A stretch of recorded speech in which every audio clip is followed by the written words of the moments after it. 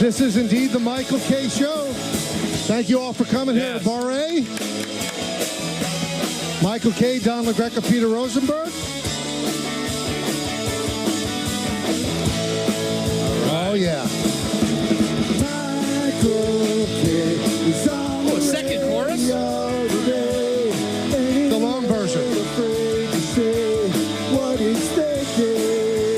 That's the Michael K. Show! It's on the radio today. Turn it up, let's get on with the show.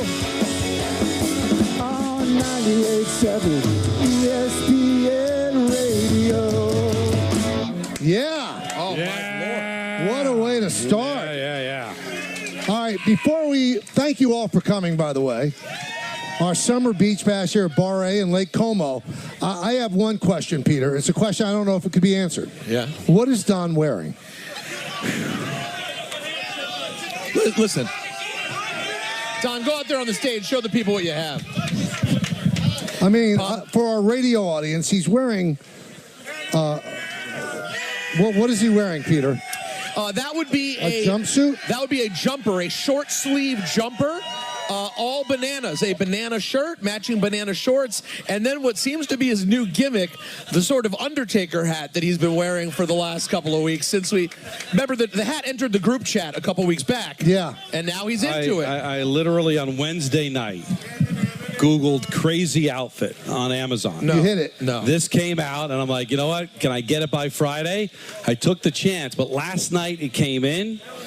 I tried it on. And I brought it downstairs. The kids loved it. Nancy rolled her eyes. I'm like, that's exactly what I was hoping to do. That's the look I was hoping for. You were hoping. Wife roll eye, and the kids thought it was fantastic. Everybody's like, is this attached to the song you're going to do? No. Is there some sort of a theme? No. So It's there's just no bananas. There's no end game. There's no the end game is this. This is the end game. No, Michael, I think the sign is he'll be doing the Harry Belafonte classic. You know, Daylight come and me wanna go home. He said day. So this is it. Can I ask you a personal question? And it's question? a size smaller than it would have been last year. I love it. Oh, give it up. Are you drunk? No. Are you drinking today? I am drinking, yes. I made it known on the show yesterday that I would be imbibing. I'm gonna have it. I have very early in the process, but I've got a car service. I don't know. I just asked for something fruity, and they gave me this. That's a mouthful. Was it Patron something? I haven't been imbibing much, as you guys know, the last month, but I'm going to imbibe with you today. Did you try to set it up today? Are you? I have to drive. Yeah, but you're staying down here, aren't you? Yeah, but I got to drive to the hotel. You got Jody. She's drinking. Oh, Jody, have a good time. That's a bad choice for radio. Yeah. Because I don't know what's going to end up happening. But no, I got a car service, and I'm hoping to try to get some people together for dinner later. Now, guys, we have a full lineup today. Michael probably doubted that Anthony and myself would do the work to put together the show. Right. But Don mentioned being in great shape in a smaller jumper than he would have been last year. Well, at later on in the 4 o'clock hour, we will be getting a demonstration from Don and his Sifu, Kimball. He's not your Sifu. What do you actually call him? He's our trainer. He's my trainer. kickboxing trainer. So there will be an actual demonstration. Don has the wiffle ball bats and balls. Does anybody fancy themselves a baseball player and want to get into the wiffle ball competition? We have Rick and Dave prepared for a serious trivia battle. We are going to have a section of the show called Ask Us Anything. Wow. Where you, the audience, we have a microphone set up here. Anything. Ask us anything. Doesn't even have to be about sports. No, not about sports. Ty Butler's going to help us out with that, though. I said maybe find out first what they're planning on asking, but you get the idea. Yeah, so I brought the trophy. This is the trophy for the wiffle ball. We just got to figure out where we're going to do it. I'm not sure where. Don, hold that up for the people. That is the 2-liter Coke filled with a pizza box that will be given away to one lucky member of the family today.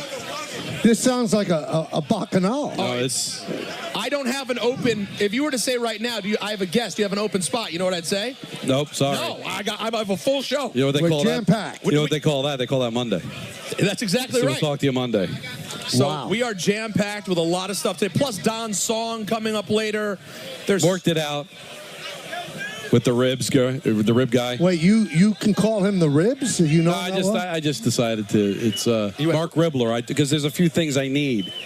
We had to kind of rehearse a few things. We got that out of Are it. you going to do the fake guitar playing like you did in previous years? No, Okay. I do have some bills to pay, though. Is that okay? I guess. sure. Okay, it's game time. Brought to you by Tullamore Dew Irish Whiskey. The Yankees continue their series up in Toronto at 7:07. Wow, and the Mets host the Astros at 7:10. NYCFC is at the stadium against Orlando City at 7:30. That's game time. Brought to you by Tullamore Dew Irish Whiskey, because when it's game time, it's Tully time. Tullamore Dew, the original triple distilled, triple blended, triple cask matured Irish whiskey. Be sure to grab a Tullamore Dew. Try the brand new Tullamore Dew Honey during tonight's action. Glasses up to enjoying Tullamore Dew responsibly. It's amazing what the human body can do, okay? Because in my haste to get here, I did not pack my glasses. Okay. And I can't read without my glasses. But it becomes a situation you either make yourself read or they're not going to get read. And I read it without glasses. I think Fine. I just corrected my eyesight. It was fine. Yeah. I'm impressed. So we're Michael. saying the human body can overcome things, that maybe we are too reliant on all these implements, that maybe we should be able to just learn to suck it up and fight through it. So we should be Christian Scientists. Is that because if that is, then I'm out. But if it's similar, I don't. It's What do not you mean that I you're can do out? that. Why would you be out? I don't want to be a Christian Scientist. But if that's what a Christian Scientist is, I don't want to. Let's drop Too this. late. Yeah. Too late. I'm just saying that if you don't need, if you need glasses, fight through it a little bit until you absolutely need it. Maybe you have to question whether you actually need them. Maybe Because I'm you read it weak. perfectly. Maybe I'm weak. No, Or maybe you're strong and you fought through it. Could be. That's probably it. We're gonna do a little sports here. Oh, well, this is the slot for the This is sports. it. This is what you slotted out. You have allotted. And I just want everybody to know, no matter how this show goes today, and we don't know how it's going to go, it will not be the worst thing that's been televised in the last 24 hours. That is a guarantee. Guarantee. Yeah, why not? You're not political, though. Oh, no, I don't think that's a political thing to He state. had eyes. Yeah, it's just called having eyes and ears. Well, it's time for the Pinstripe Report, everybody. Sure. Brought to you by Bet365. How many Yankee fans out here? All right, let's take an inexact poll. How many people are legitimately concerned? Not as many as I thought. Well, they've been drinking. Yeah, they're feeling good. It's How, Friday. honestly, and listen, I know I'm a Met fan, whatever, but honestly, as a baseball person, how could you not be concerned? Your two big pitchers, with Cole being out, have not been able to figure it out. Heel for 2 and now Rodon for 3. How are you not concerned with that, Michael? Because you're not going anywhere if you're not going to get starting pitching. All right, the offense is a problem, and we'll get into that in a second. But there are guys coming back. They're going to help that situation. Even if Cole is lights out, Michael, if you're not going to get anything from Heel and Rodon for the foreseeable future, yeah, how are you not concerned with that? Seriously. And then, you look up, the traffic home from the studio yesterday was just horrendous. Yeah, I'm not sure. There was an event at MetLife. I don't know what your problem was. I don't know what it was. Bad. Well, because West Side, you got to deal with the bridge. There you go. But, by the time I got in the house, it was 8-0. It was 5-0 after the first inning. Yeah, Springer hit 2 3-run home runs. Yeah, it was concerning. I give Rodon credit Yes. for chewing up 5 innings. And the fact that he barked Boone back to the dugout like, no, I want to finish this 5th inning, because he understood how important it was. And then Bickford's in short right field. He thought he was being Right. I mean, they could have went down a little better, but it was a good job by him. And then you look at it when they're down 8-0.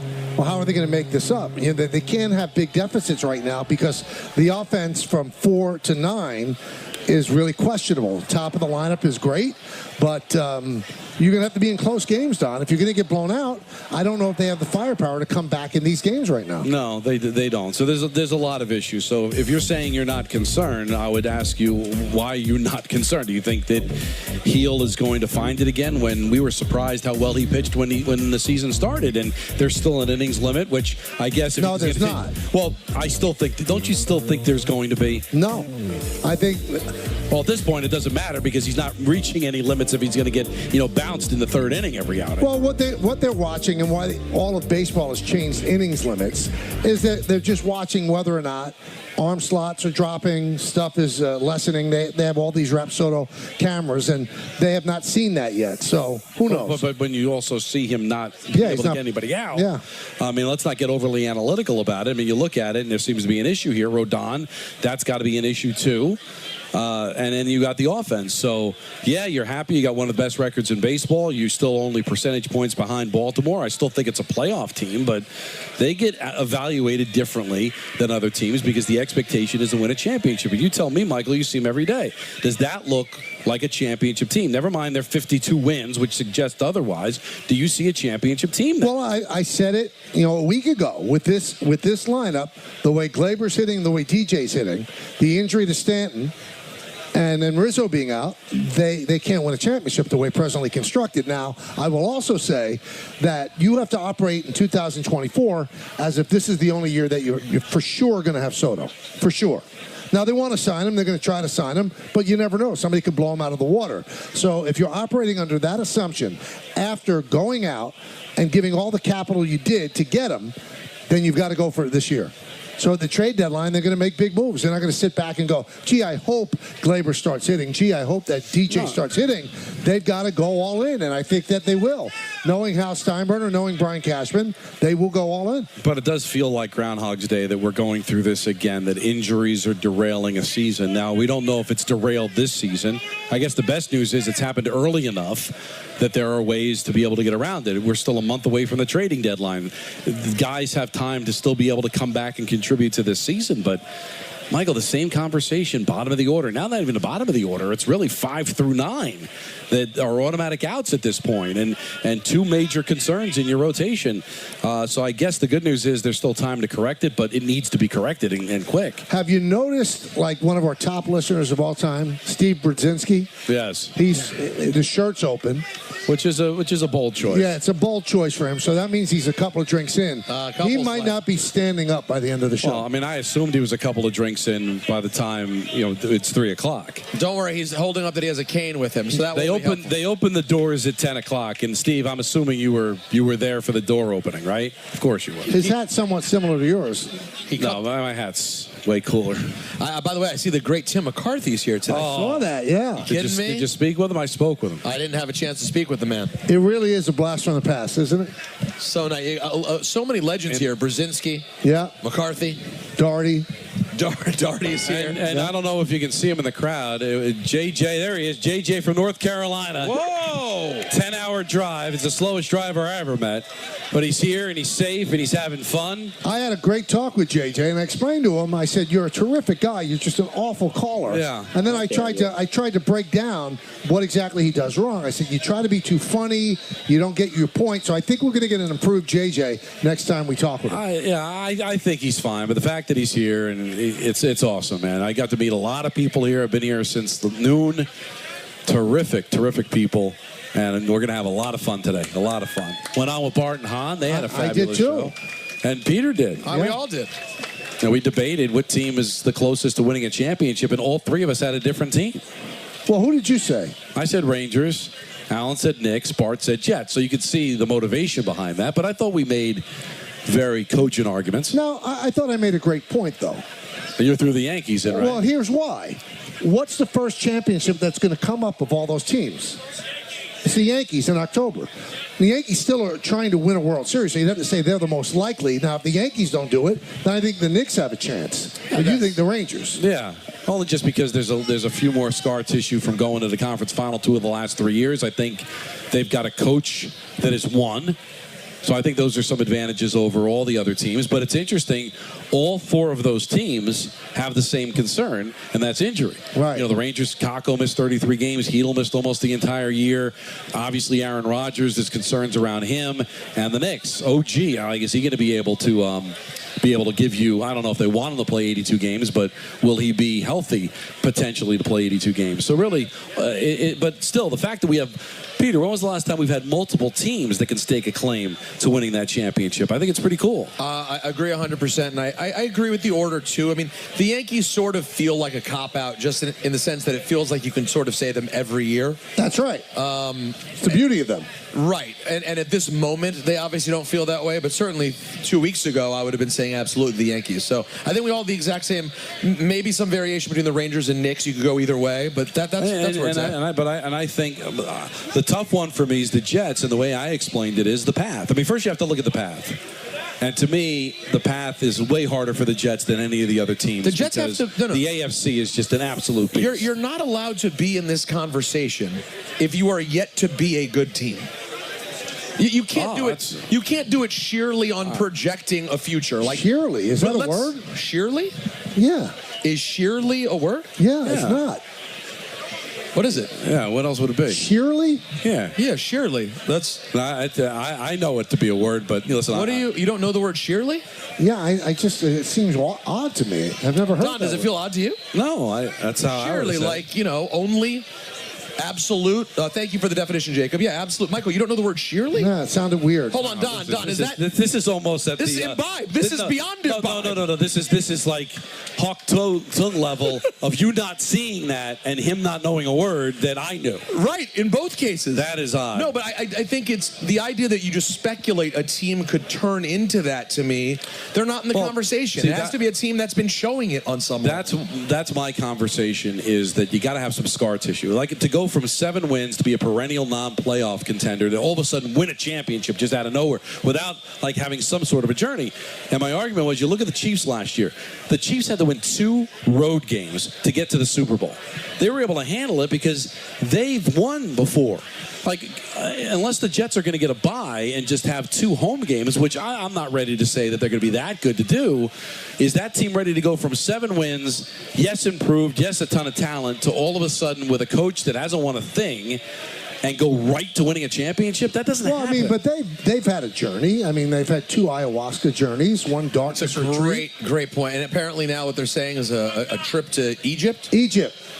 So good for him, man. It wasn't drug involved. It was just a nice vacation. But you know what I'm saying, Peter. You look at the Panthers win the Stanley Cup after losing in the final the year before, after winning the President's Trophy the year before that and getting bounced in the first round. Boston, disappointed, lost to Miami the year before, losing to the Warriors in the NBA Finals. 7 straight conference finals for the right, but so they had the scar tissue, to go through that. And I mean, I don't. And Alan brought up the Raptors, where they were to plug in Leonard and bang, they win the championship. But I think that's few and far between. A journey is not a journey to me in the regular season. A journey is a postseason journey. Every journey starts with 1 step. Don, I think I know where we can do the wiffle ball. Okay. I think we should do the wiffle ball currently in our FanDuel area. We have a FanDuel like football toss area. Don't you think, Don, if we cleared out that area, I think you're right. We could do the wiffle ball right there. I like it. There we go. Wow. That is the Pinstripe Report, brought to you by Bet365. Whatever the sport, whatever the moment, it's never ordinary at Bet365. And I also have to tell you guys this. The ESPN New York Beach Bash is brought to you by Sun Cruiser. Oh, yeah. The new vodka iced tea. How about that? I'd like to try one. You haven't had one yet? No. Oh, Sun Cruiser's a delight. You've had it? I have. I want to be able to hydrate, though. I need some water. You know what I just learned? Well, you won't. Neither of you will care. Forget it. What's that? Well, I was going to say, I recently learned that if all those sorts of drinks, that sort of genre of canned, hard liquor. Yep. If they don't say like vodka, like that one, like Sun Cruiser does, or tequila, the ones that are like sort of unnamed, they're all malt liquor. I did not know that. They're just not called that. Like, it doesn't sound sexy to call it malt liquor, but that's what those are. Who told you this? Really? I'd rather not say. Like a St. Ives? St. Ives, not St. Ives. Well, listen, I think St. Ives might be soap. You know what? That's St. Ives is I don't know. I used to drink it at Sports Phone during the late games. And you wonder why the place went out of business. Wait. The guy who ran the place was dude, imbibing. Read the book. It wasn't in the book. There's a book about sports phone, and there's nothing about me killing it. It's in the book. They wrote a book. Now, real quick, hold on. I just want to get this image right, though. You're saying on the late night tip at Sports Phone, you were downing St. Ides 40s? Yes. 40 ounces St. Ides? Yes. What about Mad Dog 2020? No, didn't get around to that. But just St. Ides late Yeah. night. Wow. Well, what are you going to do when Tony La Russa's making 17 pitching changes?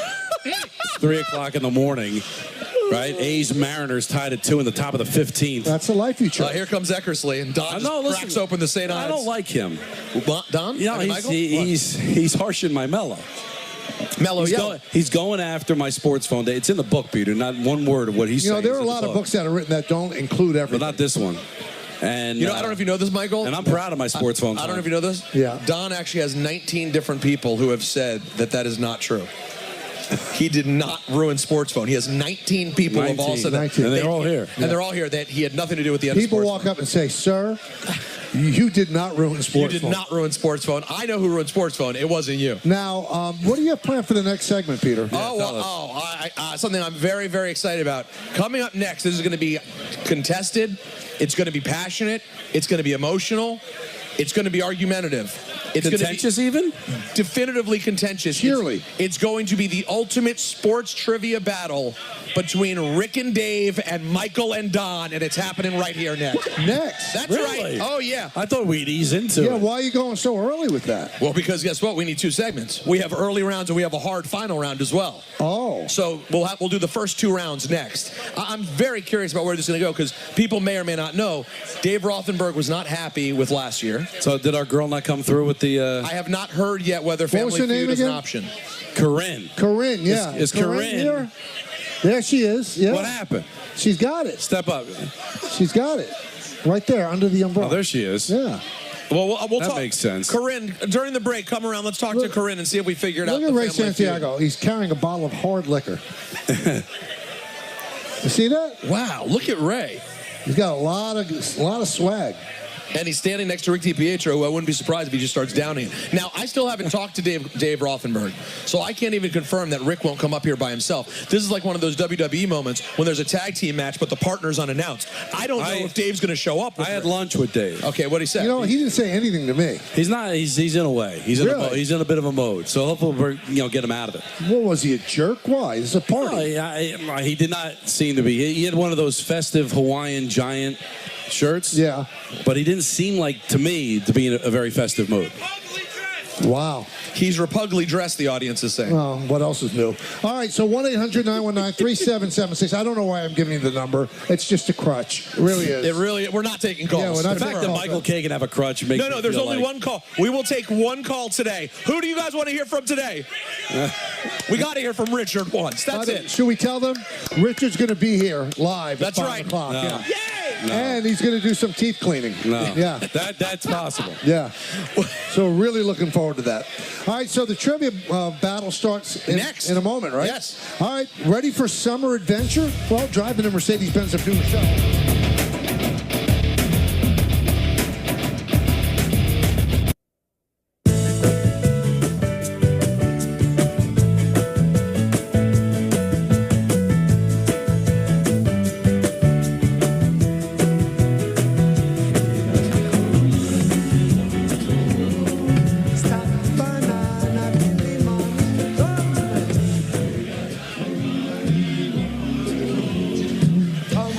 Ladies and gentlemen, we are back at Bar A, Lake Como, New Jersey. The Michael K. Show here at the 98.7 ESPN New York Beach Bash. And as promised, we are going to do a lot of things differently today. And this is something we've been waiting for. Listen, some years Michael's not at the Beach Bash. Some years he's not physically capable of talking at the Beach Bash. But this year, he's more than capable. And he's ready to battle. And Kaster talked about the shirt. Why? Trust the Kaster. Trust the Kaster. I think that should be everybody's motto as we move into the second half of 2024. What was the... Well, am I right? Am I right? You guys would all buy this shirt, right? Yeah. We got to mass produce this. All right, you know what? It's too light. You know who made this shirt? Who did? Graphics Joker? Graphics Joker. Some would even argue that based on recent events, you should consider running for president. You'd vote for the Kaster, wouldn't you? All right. right, now let's not waste any time. Let's get right into it. Where are the competitors? On the stage already, of course. I kind of call them the defending champions because of Don's victory last year in Stump Rothenberg. Ladies and gentlemen, give it up for Michael Kay and Don LaGreca. By the way, isn't it humbling? I mean, Bart Scott's standing behind us. If you think you're in good shape, you just look at Bart and go, you're really not. No. The man is jacked Look at him. up. The man looks like he could still play right now if he had to. Yeah. All right, now I need Rick DiPietro and Dave Rothenberg to the stage. Rick DiPietro and Dave Rothenberg. Now, by the way, now Rick was just standing here 10 seconds ago, and now he can't be found. All right. Well, maybe he went to the bathroom. No big deal. All right, I'll start going over the game concept, guys, as we get them. Okay. We're going to have 3 rounds of trivia ranging all sports, all right? We will go across different sports, and we will have a point total that varies, starting with the easiest round and ending in the hardest round. Bart is pointing away from the stage. Oh, ladies and gentlemen, Dave Rothenberg is here. Dave Rothenberg.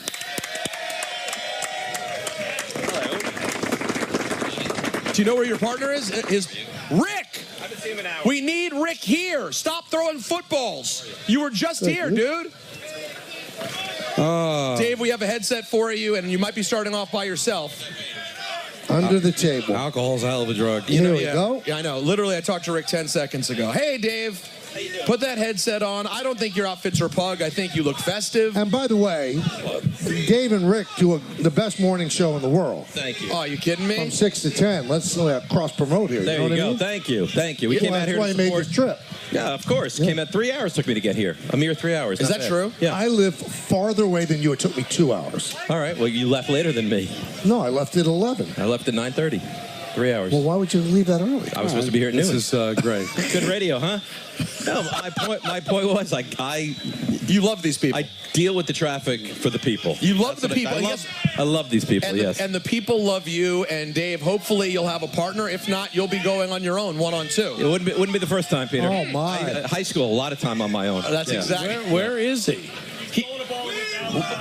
Your partner, Dave, was Yeah. just standing here. Right. This I is what talked to him. happens. I said, "Where's Dave? You were gone. Now you're here." That's You right. want me to go get yummy? I will. No, I don't want you to God. get yummy. I He's want to over there. start the game. Start the game. All right. Bart, work with me. Work with me. Oh yeah. All right. I'll take Bart. All right. Bart is now jumping in the fray. We're doing the feud. What are we doing? So we're not doing the feud. This we're is doing just straight trivia. up trivia battle. Okay. All right. So here's what we're gonna do. I'm gonna give a jump ball first to see which team goes first. Okay. All right.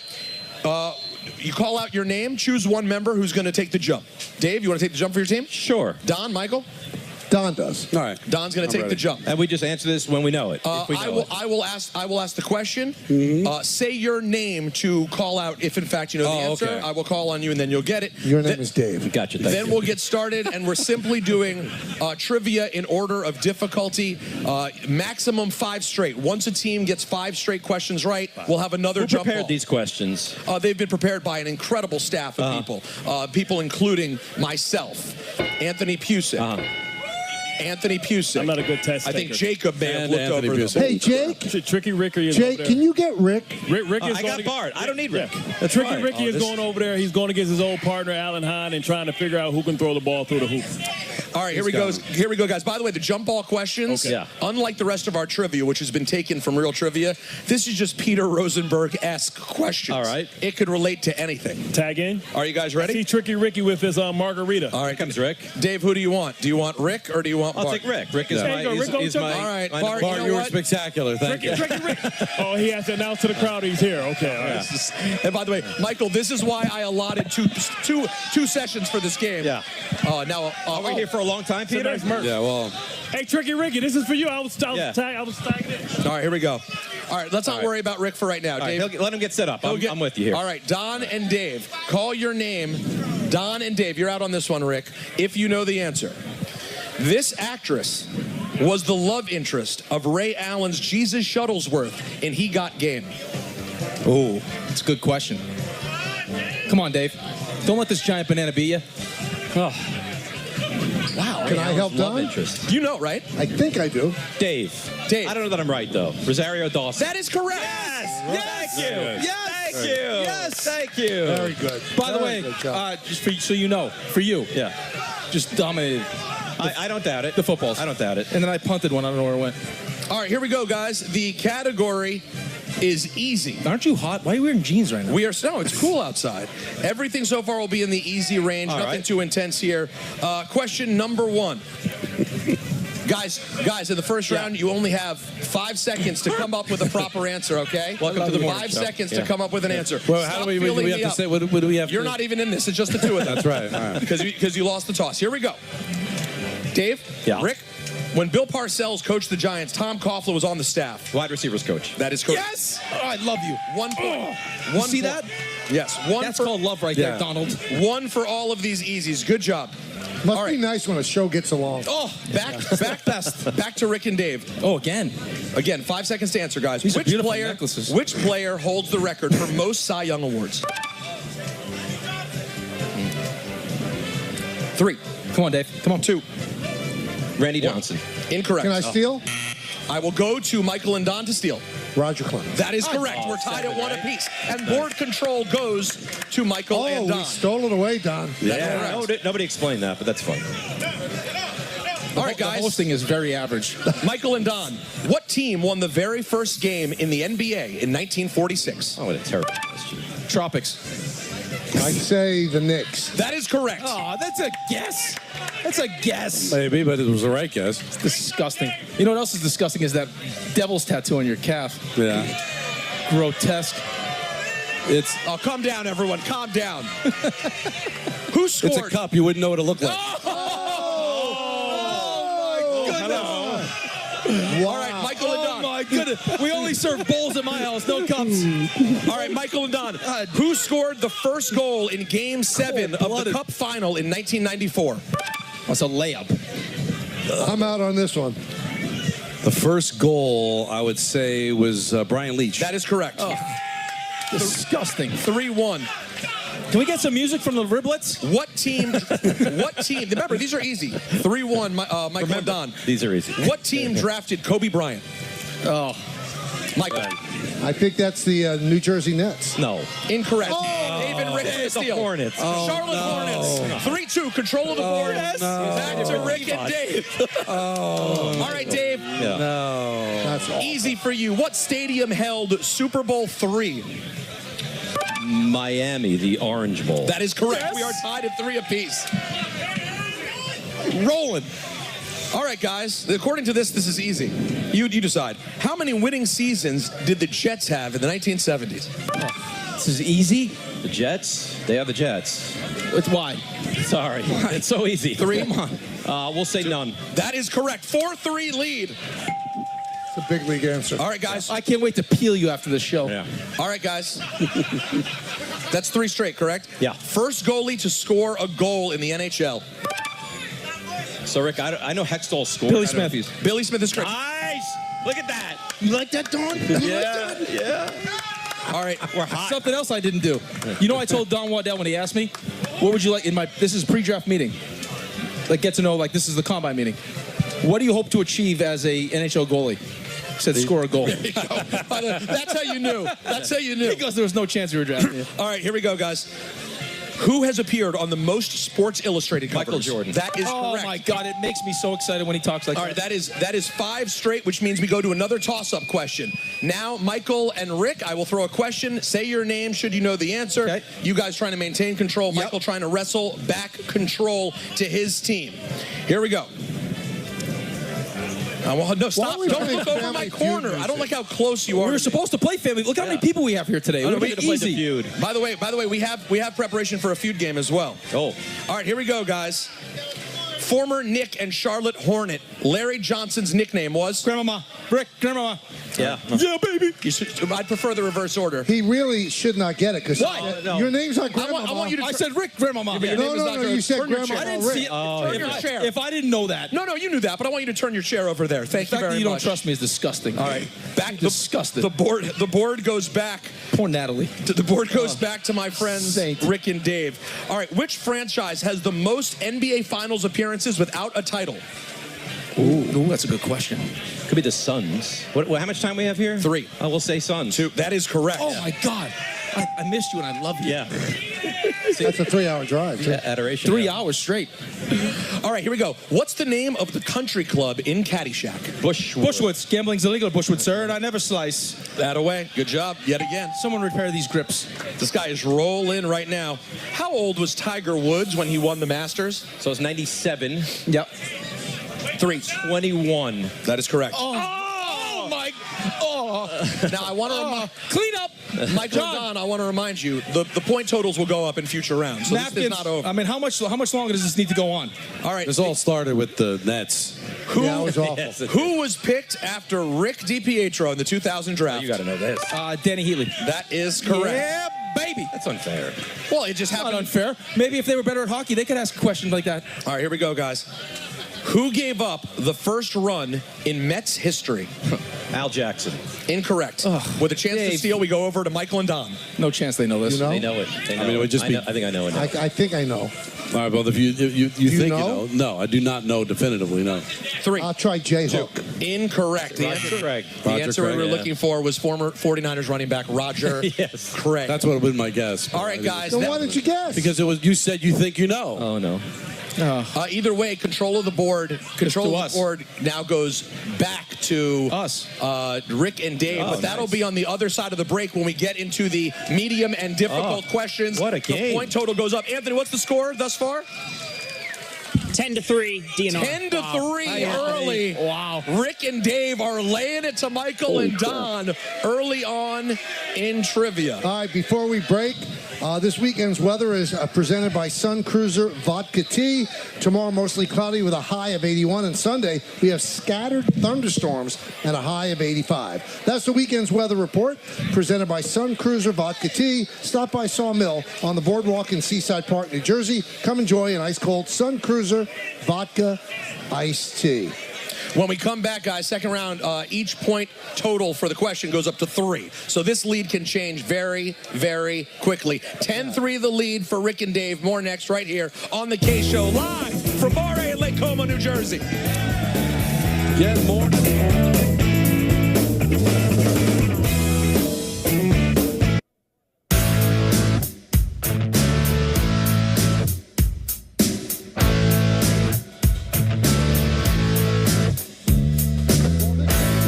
K-Show on 98.7 ESPN. Brought to you by Mercedes-Benz of White Plains. Proud member of the Pepe Auto Group. The name you've trusted since 1968. Good job, Michael. Welcome back to Sports Trivia 2024. Team Yummy versus Team... Bummy.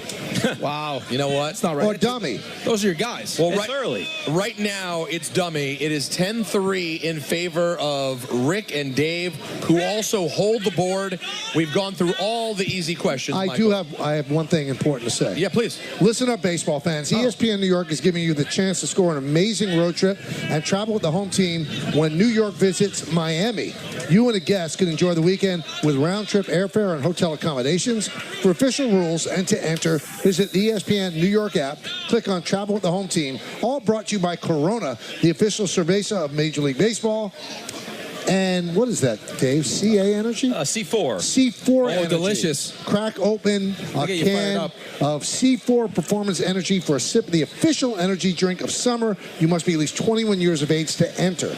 By the way, Dave. Yeah. So you know Djibouti Dan. Yeah, of course. A great play-by-play caller. Very nice. Very average. Screaming to us that Drew Smith, Tommy John is what he's saying to us. Oh, no. Oh, no. That's Thanks. unfortunate. Thanks for that, Dan. Skibbity. It's awesome. That's unfortunate. As we're trying to really solidify the win here, you got to give me that kind of news. Thanks. He's the one that came in when Diaz got thrown Rick, out. your happiness is based on Drew Smith. The Mets, come on. That's how he operates. I live and die, Michael. Wow. Live and die. All right, guys. But you love the Yankee announcer, though. I do. I love that booth. Best booth in the game. I say the same thing. I've often said that. It's almost sexual for me when I hear it. I know. You give me K and Cone. Forget it. Is there trivia to get to? You give me K and Cone. Don't ever forget about me, Rick. Don't forget about me. And that's his O'Neal. Paul O'Neal. No one calls a game like good old Paulie. You give me a K Cone, I'll lick it up. I'll lick it right up. We didn't need to wait for that. All right, here we go, guys. Trivia. Control of Can you the imagine board. if you had tongue skills like that? Just go. Control of the board. All You right. know what you do? You just ignore me. All right, here we go, guys. We are on to the moderate questions. These are all worth 3. How long is this game? Who did the Saints? 2. Who did the Saints take ahead of Lawrence Taylor in the 1981 draft?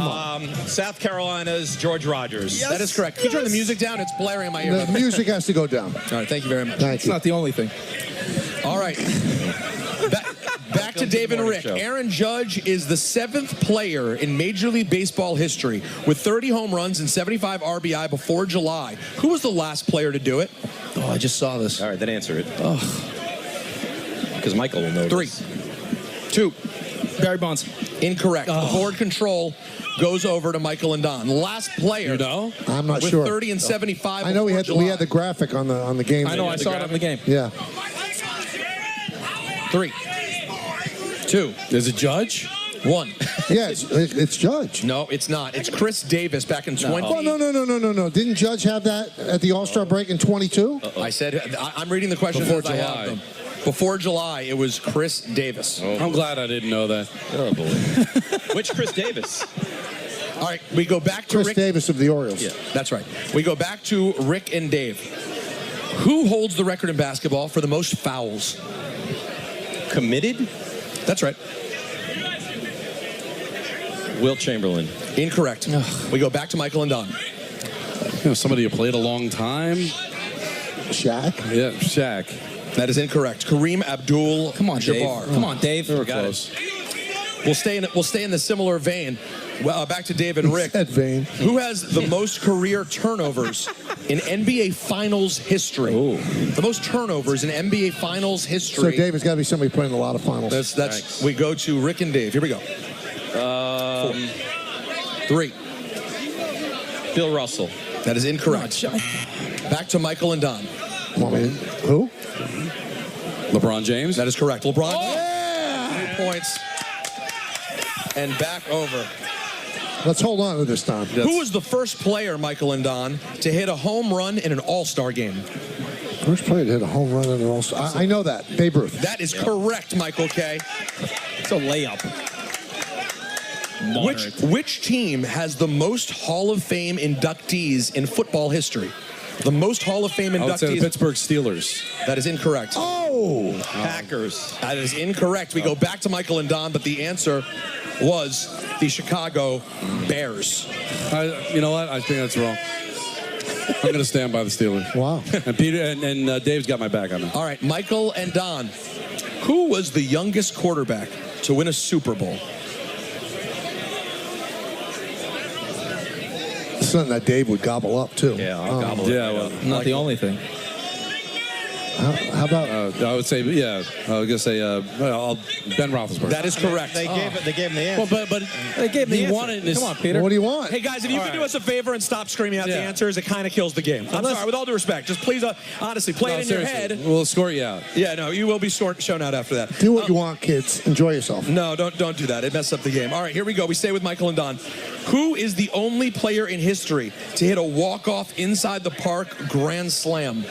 Angel Pagan had the, but I don't think it was a grand slam, but that's the only one I can think of. Do you have anybody else? No. I'll just say Angel Pagan. No. Would this shock you if I got this? Yeah, Roberto Clemente. It is Roberto Oh, my Clemente.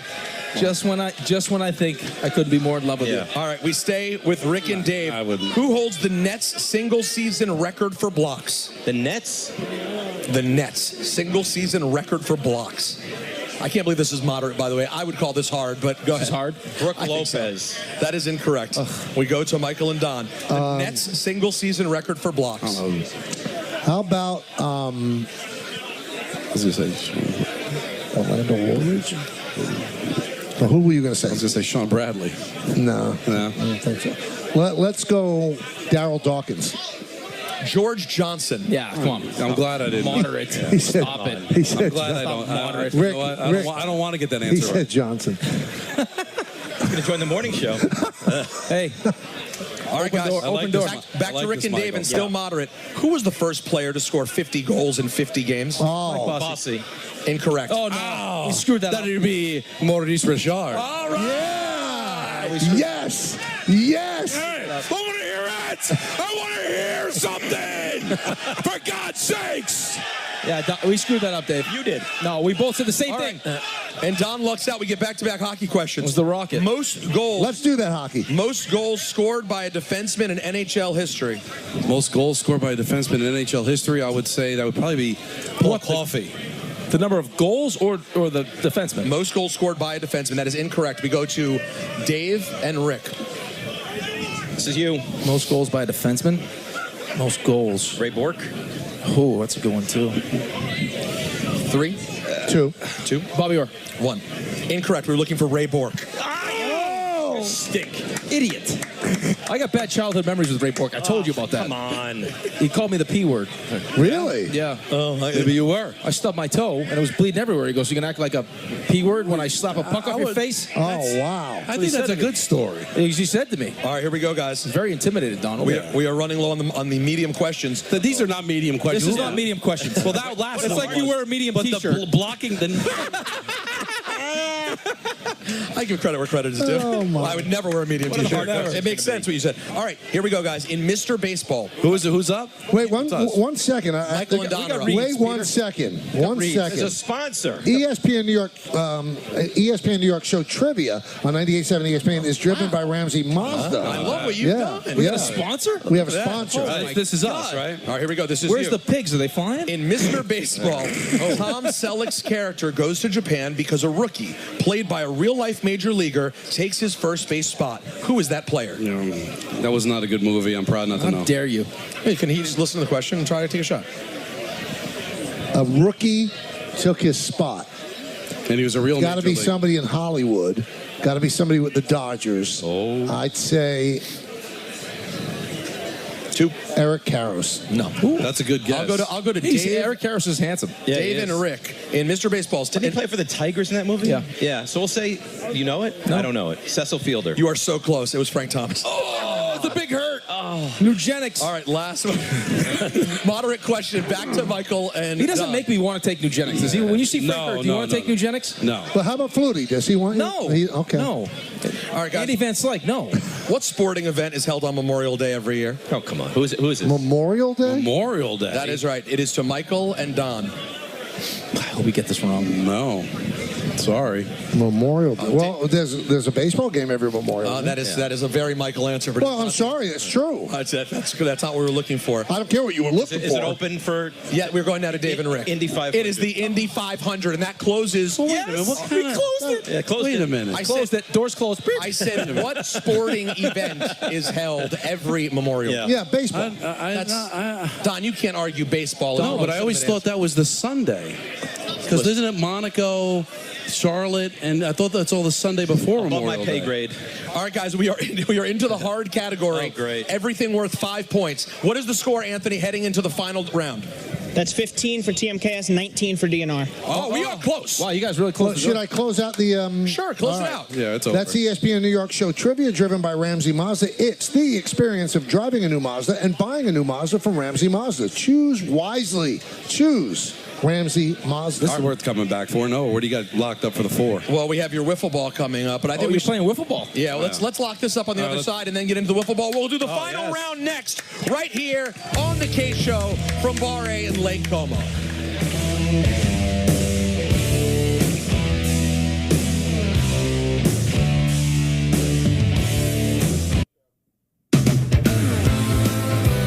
Our very own promotions man is headed over to the FanDuel area right now. He's a very handsome young man holding a camera and wearing a black ESPN New York polo. He's standing in front of that blue tent next to the Yingling beer. If the first 3 people who fancy themselves to be baseball players who want to compete in Don's Baseball Challenge, please find Jake Montgomery. He's standing over there right now. Don, you think 3 is the amount you're looking for? No, to pitch more to? than that. You want more? You the want way to you pitch to 5? the way you throw. No, we got to get 5. All right, 5. So we'll do the first 5 baseball players who want to face Don LaGreca. Please find Jake Montgomery. Go find Jake. He's the nose of the station. Wow. Well, Rick, can you plug me in? Of course. There you go. Thanks. Of course. It never ends with you. I can turn you on, plug you in, whatever you need. Thank you, Rick. It's really. I can finish you off. You tell me. No. See, that's Well, what did I say? always What did I say? It's What always did I say? one- I What did agree. I That say? was too It's much. the beach bash. That was- What did I say? You can't just excuse What him did with I the say? beach bash. It's the beach bash. But you break the plane, doesn't matter fine. where. Welcome to the morning show. All right, it's How do you do it, Dave? It's not easy. How are you guys not been He knows, fired? but You know he's, what? he's the one It's guy not that's easy. going to keep his job. It's 1915. It's 1915. What a year. In favor of Dave and Rick. They have control of the board. Every question here is worth 5 points. Oh, my goodness. In big this round. difficult How many final questions round. you got here? I have a bunch. A bunch. Enough that the lead could certainly change hands multiple times. Oh. Okay. So who back and who forth has the game. ball here? Control of the ball Dave does. is Dave and Rick. Okay. Here we go. Who was the first player to rush for 1,000 yards in a season? Who? Jim Brown. No. Too late. Incorrect. No. He didn't. No, he didn't console with his teammate. I'm sorry. Sorry. Teammate, what do you know it? No. You can't get another It's too shot. late. It's too late. Go ahead. Michael and Don. Don, any idea? Jeez, I don't know. How about Sam Cunningham? I love that you're going this far because it was Beady Feathers, of course. Come on, what Again. are we doing? We're in the hard It's a category. hard question. We are in the hard No, category. that's the impossible. Yeah, but question. that's the Beady porcelain. Feathers. That's porcelain. That's not hard. Beady Feathers family would know that. Right. Back to Dave and Rick. Are they It's all Dave's this- nickname. Guys, in can we high school. stop talking? No. No, they're Are not they all this. all- okay. Not at all. All right. Not at all. That was Dave's nickname in high school. All right, guys. Beady Feathers? Who won the most Gold Gloves in history? Oh, what was his name? New York. Norm- Mark Burland. That is incorrect. Why do you keep answering? We go Because he needs an answer. We go back to Michael and Don. It's either chance it's to take the either league. Jim Cott or Greg Maddox. Yeah, I was going to say it's one of those two. I Oh, would I thought you say meant Golden Kitty. Gloves, the boxing. Let's go Jim Cott. We were looking for Greg Maddox. Oh, I went boxing. Why? I said Because he gold. said Why? Golden Why? Gloves. We're I didn't switching say up the boxing. golden gloves. I said He did gold say golden gloves. gloves. Yeah. No, I didn't. Can I you said look gold. up and see if Mark Burland is the answer, though, please? He said The first golden gold. gloves. I heard Golden Gloves. Michael, do you think I was talking about the boxing Did gold? No, I Did knew you you find were it- talking about we should baseball. find it Points just 'cause we knew the curious. question. Did you find it curious that I didn't give a baseball player? Yes, Peter? very curious. Yeah, yes. Golden showers, R. Well, Kelly. he thought that was a baseball. Yeah, by the way, I didn't know who the hell you were talking Great about. second baseman. Yeah. Yeah, here we go. But by the way, don't make me the moron that you thought I was talking about the Golden Gloves. that's on I you. said, who won the I think he first said- gold I think he glove? said Golden Gloves. I think I heard Okay, golden what gloves. am I now? Am I 103 Did you say years Mark old? Breland? Yeah. Wait, you said Mark Great Breland? pull. Wait, you said Mark Breland? that's a good pull. I actually do know Mark Breland, but I didn't even hear. I just knew it was wrong. Back to you, Dave. All right. These are good ones. Stop complaining, and it's to you. All right. How about this? Have you heard of Dave DeBuscher? Yeah. Yes. All right. In honor of Richard from Manhattan, Dave Who's on hold? DeBuscher played power forward for the 69-70 Knicks. In the early 60s, he also played Major League Baseball for which team? The Yankees. Incorrect. Chicago White Sox. That is correct, and the lead goes to Michael and Don and control of the board. I'm rooting for me and Don. Here we go, guys. The most goals scored by a rookie in NHL history are by who? Then we're up, right? That is you. That would be one Timu Solani. That is correct. Oh! 76 goals. Yeah! That's not a hard question. Bring back Bumpy Feathers. Timu. It was Beady. Oh, whatever. All right, guys. Bumpy. Michael and Don, who has the most passing yards ever in an NFL game? Most passing yards ever in an NFL. Oh, 3. 2. You know? Drew Brees. Incorrect. Oh. Dave and Rick, You you guys didn't know. want to talk, Dave and Rick? How long can they talk It used for? to be Norm Van Brocklin. Now, I don't know if it's. Let's go with that. Let's go with that. I don't know if it's still. Go with it. Norm Van Brocklin. Norm Van Brocklin! Yes. That's a good job. That's a Thank good you. job. I like what you did there. See, I empower my teammates. You did. You really, you said, this is what I know. Don, Here we can go. I stop this for look at Rick's guns. I mean, Oh, no, really. it's ridiculous. And you wonder why he's young. No, I've got something going on here looking over there. It's crazy. Just because it's a hard portion. Here we go.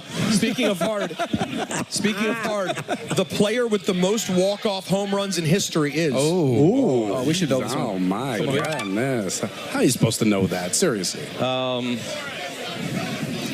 Have any idea? No. No guess? 3, Come up with a guess. 2, 1. Sorry. Bonds. We're going to go over to Michael and Don. Bonds. Just don't let it be Bonds. No, it's not. All right. You feel better now? Yes. Okay. Michael and Don. Anthony, what's the score, by the way? We're down a point. You have a guess? 24 to 20 DNR. Let me think. Oh, this is a big one. Most walk-offs in history. It's probably a nobody that we'd never think of. I don't know. 3. 2. Rennie Stennett. Incorrect. It's Jim Tomei. Oh, We saw it at I think we airport. got that question on Stump Rothenberg before. Yeah, we did see Jim in an airport. By the way, I Very can't nice math. guy. It's 25 to 24 TMKS. Team Cast. Oh, we're leading. Sorry. Oh, boy. Oh, all of a sudden, Anthony, that's funny how that's going. Yeah, it's just finding points. God forbid you come to the beach bash and support your guys. This is exactly where he I wants. need 57 people in the studio. All right, here we go. Here we go. David. Who's going to screen Richard? David. Phone lines are bumping. Yeah. David and Rick. Well, because Peterson, we're not taking any phone calls today. Only Richard thinks that we will. Of course. He's banned. Yeah. Who is the only president, Dave and Rick, to have a membership at Augusta National? You think Jimmy Carter? He's from down there. Yeah. Jimmy Carter. Incorrect. Michael and Don. Well, okay. I would say Biden's a 6. Truman. Incorrect. We're looking for Dewey. Dwight Dewey. Biden was Joe Biden's a 6. Taft was always my go-to president answer. I've seen your golf game. No, that's an 8, by the way. It's an 8. know your handicap golf to you game. and Oh, you me. said 6. Oh, I You did. got down to a 6. I don't like that Is this question. almost over? Yes, it is almost over. Calm down. Feels like it. We need one more. Why Dave. would he choose that? Dave, we need one more. All right. All right, here we go, guys. To Rick and Dave. Yep. The first ever soccer World Cup was won by what country? Uruguay. Uruguay is correct. Yes! The lead. That's it. That should be it. The lead. We have 2 more questions, guys. And the lead How do you know and that? control. I don't know. Because he's touched. He's touched. Probably comes up at Stump Rothenberg. Nah, I don't know if that has. All right. What coach came off the bench to play for his team in the Stanley Cup Finals Oh, I know this. Don, do you know this? You could steal. and take the lead? Come on. This is for the lead, Don. 3. This is for the game. 2. 2. 1. I don't know. To Don and That'd Michael. be Lester Patrick. Lester Patrick is Lester! Final Yeah. question. Final This question. is it, Don. This is it. How did you know that? You stink. You stink. Come on. It would stink to drive this long and lose. Not really. You know what would be good, though? The going. No, this was good. This was fun, though. Yeah. It's great.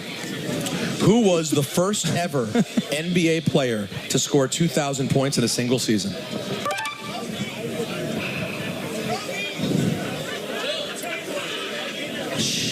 Three. 2. Jerry West. Incorrect. Oh, we need it. We need it. So I'm thinking Wilt or George Gervin. Oh. My 2. I already know the complaining that's going to happen after this game. Why? Because I just... No. Just No. I didn't say which direction. I Okay. just What do you think, Rick? I'm going with you. You're my guy. You're my Stump Rothenberg guy. Points a game. How many games they played? Yeah. 2,000 points in a season. Here we go. 3, 2, 2. Wilt. 1. No. The answer is George Yardley, the winner and your champion. Who is it? George Yardley. Oh, I love George Yardley. I don't expect you to know that. I don't even know who he is. That was fun. Michael, Don, please find your way over to the FanDuel area. Now listen, I know for the second year straight, Dave is going to complain about the questions. But the bad questions were bad for everybody. And the easy questions were easy for everybody. George Yardley. You're not familiar? No. What about Beady Feathers? I love this man. Dave, congratulations.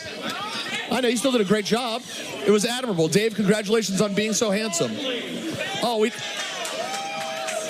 Well, wouldn't you say, I mean, Dave's a handsome guy, but there's nobody better looking than Rick. well, I mean, hold on. You're saying that, but guess who we're bringing to the stage right now? Alan Hahn? Ladies and gentlemen, make some noise for Alan Hahn and Bart Scott, who join us now. And Don is making his way to the FanDuel area for his wiffle ball competition. Bart, I don't know if you heard earlier in the week when we decided to do that, but Don... Wiffle ball? Yeah, wiffle ball. Don was hoping for hardball and seemed legitimately upset that we weren't able to do hardball. And complain that we just don't want to be great. Is Jangle ain't pitching? No, Don is pitching. Oh, does he have like the funny ball that kind of moves and the built-in curveball. But listen, Don claims to be a great pitcher. You guys know he was a high school pitcher. And I think he pitched a little in college, too. No, he got No, cut. he got cut. No. He got cut by Ramapo. He's in tremendous shape, man. That the banana shirt, I don't know. He's popping out the back. I have to bring him the wiffle balls and wiffle ball bats, by the way, in order for us to do that. But yes, Don was a high school pitcher. He never attempted to play. Oh no, he did. He tried out and didn't. Yeah, he got cut. All right, so let's talk a little sports Yeah, here, go man, ahead. shall we? Speaking of popping out, I mean, mesh shirt, nipplage. He looked. And by the way, I got areolas. how about the beautiful brooch he's wearing? What is that? It's a dragon. I'm trying to pray for wisdom. People think it's a donut, but it's actually a dragon. It always makes me want a donut every time I see it. I always think. All right, so do the. Am I in Don's seat? Did I just take Don's seat? No, he's not. He's not going to be here. thought He's he was going going to to pitch football. Don's stepping out. Yeah. So hit him with that jangling. do the Knicks have enough? Isaiah Hartenstein, I think, would then make me feel like they do. I think you still have to try to complete that. And that's the biggest question. And the only one that can answer that one is Isaiah Hartenstein. Does he want to stay for less money, which a lot of us in this business wouldn't do anything for less money, right? Well, so we can't blame him for it. But does he look at what has been built here, what he's been part of? He loves the culture in the locker room. This has been one of his favorite. He's been in a lot of places in the NBA. Put your roots in, be part of something here in New York, but that's leaving some money on the table. That's up to him, and only he can answer it. And his answer there will tell me a lot about what I can expect from the Knicks. Because if they don't have him, Mitchell Robinson is still here, but we know his history is, while he can be great, he also will miss time. And if you don't have anyone else to play that position, especially against the Celtics and Porzingis when he does come back, it's going to be a hard time beating that team. Is it me or do you smell the good here? Yeah, no, all day. Who's smoking pot? Who is it? Nas Reed. I see him over there. Wow. Look, Nas Reed right there. Nas Reed's doing it? Nas Reed right there with the dreadlocks against the green thing right if there. you ever want to know, Alan, Coming all the way over here. Narcissism Nas is Reed. running wild right here. Nas has been going crazy since 12 o'clock. That stuff is wafting over here. I'll tell you You know what. how you It's stand. been strong. We've been on secondhand high for about 2 hours now. But Janet Jackson, if Janet Jackson was here, we'd have to stop the show. Narcomania is running wild. Narcomania is What- definitely. What color shirt is he wearing? Well, he's wearing a Yankees. There he is, officer. There he is. He's wearing And he's got sunglasses on. And I don't think he has a medicinal card. Check his wallet.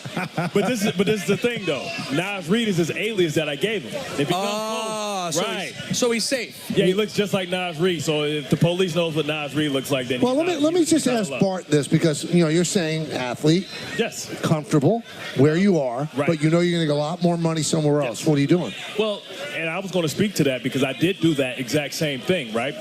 My second contract with the Baltimore Ravens, I actually signed while I was in the office of Romeo Cornell, who was the head coach Right. in Cleveland. I left love this story. I probably left like 30 mil on the table. Tell the story, though. Tell the actual what you did. Well, Ozzy asked me. I called Ozzy, Come on. and they were like, "Yo, Barton is Ozzy like, Newsome. Hey, hang Yeah. on. You're in the facility. I'm in the facility. In Cleveland. Yeah, I'm in Cleveland. You're meeting with them. Yep. They offered you Yep. a deal. Yep. You call Ozzy Newsome, the Yeah. general manager of the Ravens, and What my say, agent did. Well, my agent was like, listen, Bart's about to sign with Cleveland. They're flying his wife out Rival. right now. And I was like, look, man. Well, Ozzy's first of all, he's a hooker crook, right? He's one of these guys. He's an old country like scamster, right? So he hit me with the, hey, listen. Okay, if I give you this offer, you can't go back to them and counter. Right. I said, I'm good with that. So he said, go in the bathroom. So I told him I had to go use the bathroom. So I'm in the stall, Right. like locked in, like, hey man, all right, listen, what's the terms? I'm like, he was like, listen, all right, I give you this and that's it. I said, bet. So then Romeo Cornell, like, where you going, bro? I just called the cab and burnt rubber straight You to the just airport. left. Kick rocks. Rather than tell them, I'm not. I ain't tell them nothing. They was looking for me. So they're still waiting. Yeah. And it's such a story. It's still waiting. and this is the the- deal is still on the table. And the hard part is, it was the guy who actually found me. He got his job because he found me. Like I was like the water boy, right? Right. So they found me in Southern Illinois. They only worked me out. There was nobody else there, right? And he actually found me, Phil Savage. And Phil Savage became the general manager in Cleveland. So like he was a friend. But I knew that he would try and raise the price, and I knew that, listen, at that time, Cleveland was the place where you go where careers go to die. And that's what Hartenstein has to... Stein. Steen. Stein. He's Steen until... No, he signs. Until he shines. Until he steins. Until he steins. Right? So, he has to weigh quality of life. Do you want to go here and maybe your career goes to die, you never make the playoffs, and you never play meaningful basketball, and people aren't going to be able to see you? Or do you understand that, hey, because you give them something, you'll be a hero because you're sold as the person that took a deal to stay with the team. So let me call it 20 here. Yeah. The team that wants him is OKC, right? That's one of them. That's a championship contender. Exactly. That's why it's going to be very difficult. See, but this how you double down on the bag. Right. Right. You double down on the bag because now you already know your role there. Right. Here. So you're comfortable. So you're going to be able to hit the ground running. You're going to have a fill-out process there. He's going to have an opportunity where he doesn't have to be the star. He won't have to be the star there, but then he's going to feel comfortable in my role, know what's expected of me, so I can prepare. Right, he's going to have to learn his role there. But money plays a big role in these things. But this is the play. When you give something, you get something. So what's the counter? Okay, I'll play for $17 million instead of 20, 25, right? Right. But what I'm gonna do is what's happening in sports. The streaming dollars are coming in, money. The salary cap is right. The salary cap is going up. But you could break your leg next year. Right. It don't matter. See, but that's where you go and you pull out the policy on yourself. Every time I was a free agent, I went and pulled out a $100 million policy on myself. Right. So you pull a policy on yourself. If that happens, you cash the policy in and you're good. You walk away. But wouldn't you like to have the Browns $30 million extra right now? No, because guess what? Because I went back to the Ravens on a short-year deal, it made me a free agent to go to the Jets to get the double you go. back. Okay. You see what I'm saying? So what you do is you get the opt-out 2 years trying to win a championship. If you get a championship, you get the championship bonus wherever you go. So if I'm Hartenstein. Stein. Okay. All right, guys. Without any further ado, Don LaGreca is ready. He's in the FanDuel area. The yes cameras are on him. Jangling. We have a batter. The first batter up there. He looks like he had dingers. Yeah, this is a big You better man. call the play-by-play. I can't see it. Oh, well, listen, I don't know the man's name, but he's wearing a Yankee cap and a gray T-shirt. Donnie Pucks is ready to deliver the first pitch. Whoever can hit the biggest shot off of Don from these 5 batters. He looks like the guy from Sopranos. Hey, Don, give me a show of fingers, Don. How many pitches are you giving each of these guys? 5 pitches. All right, 5 pitches each. Here we go. First pitch. Let's see if the big man can go yard on Don LaGreca. As I just see Don. Michael, you see the smoke just in the air? Yeah, oh yeah. That's I feel like I'm in Bolivia. We have 5 batters, and they're trying to go yard. Here comes Donnie Pucks with the first pitch. If you're near a television, you can watch the sweet form of Don all on yes. He takes a look, waiting for the sign. This guy holds a bat like Babe Ruth. Great line. Jeez. He is giving Babe Ruth. But like he ate Babe Ruth. Oh, you know what? You know what part? That was downstairs, Alan. Oh, a meatball right down the pipe. Oh my God! You see that bat speed? That was slow. That's some He slow could have swung at that 3 times. Michael, that was Chris Davis, a la 2019. Oh, he threw his elbow out. Bad Chris. Bad Chris. All right, so far, 1 bad swing, another inside pitch right there. Here's another one from Don. Oh, he looked at it. Spit on it. Spit on it. Yeah. All right, Juan Soto, let's take a swing. Jeez, right? You know, I'm going to step aside and say this is the best booth in baseball right here. Really terrific. A little bit inside. A little bit. All right, we got to get You it. tell that's inside. He's making stuff It up. almost hit his tum-tum. He tried to step in one like Roger Dorn. The plate's going to hit his tum-tum. Oh, he took one. See, I told you, like Roger Dorn. He took one. Charge the mound. All right, we're going to need a swing in this contest. Hey, Dorn, go ahead. Yeah, you're not going to walk. Just swing. Yeah, it doesn't matter. You got to swing at this thing, man. They're done. They're like a golf swing. Fouls it off. It's a full count. It's a full count. What? Like 7 pitches. All right. It's a full count. That's 3-2. Here comes Don with the pitch. Oh, foul ball. Foul ball. That's it. Fine. He's out. Catcher caught it. So far, Don gets through the first batter. Why you look so Michael, bad? as of this moment, he's currently been doing better than the Yankees rotation. Wow. Shut up. I mean, that is unnecessary. Really? It's June. You know, the Lakers won a in-season tournament. And then how did that go the rest of the way? How the Commanders doing? Oh, I can't wait to see how the Commanders do, Yeah. baby. All right, batter number 2 is up. Fighting for third. Decides to take again. This is a really, really patient bunch in this contest. This is a riveting segment. He's I'm glad holding it Barton high, stayed too. for this. Yeah. He's holding it high. Oh, big cut. You saw that cut. though, didn't right you? through that. That was aggressive. Got some slow bat speed going. Bryce Harper kind of cut there. You know, the interesting thing here is Don says that his son Marco, who's 6.5, like Don's struggling to get him out. Why don't we have Bart go over there and just crush one? I'll swing with one. Wait, Bart, does that interest you? I mean, listen, I'll do anything for entertainment. You guys want to see Bart go take a swing? Yeah, because nobody else is hitting Don. I'll just take a bunt. I'll just bunt it. All right, that's got to be an out. That was a horrifying swing. Flip the bat. That's like the old Charlie Lau swing. The hand. Yeah, So you could see that, Michael. Jangling. Not what you want. Skibbity. Well, Michael, when you say skibbity out of nowhere, I think that's the only way to use skibbity. You got to ruin it. Yeah. You got to ruin it so they never use it. You got to ruin it. Alan, how old are your youngest kids? 9. Yes. So you know skibbity. My wife teaches 4th grade. She comes home like, what the hell is that? I go, ruin it. That's a new So she one. ruins it every time. And the kids don't want to say it anymore. I was done with Blue Bars, and when the new Blues Clue guy got popped for his off the show activities. He got popped. Yeah, when he got popped, it was all done. Well, my wife looks lost. She's just wandering. I don't know if she knows where she is. I'm stuck on Despicable Me. So I've graduated. I actually can watch things that I actually. You are a minion, by the way. You really are. So, Let's go, Skibbity. First dude. well, there's a lady at the plate right now. She's also yet to make contact. Title of my 8th book, Lady at the Plate.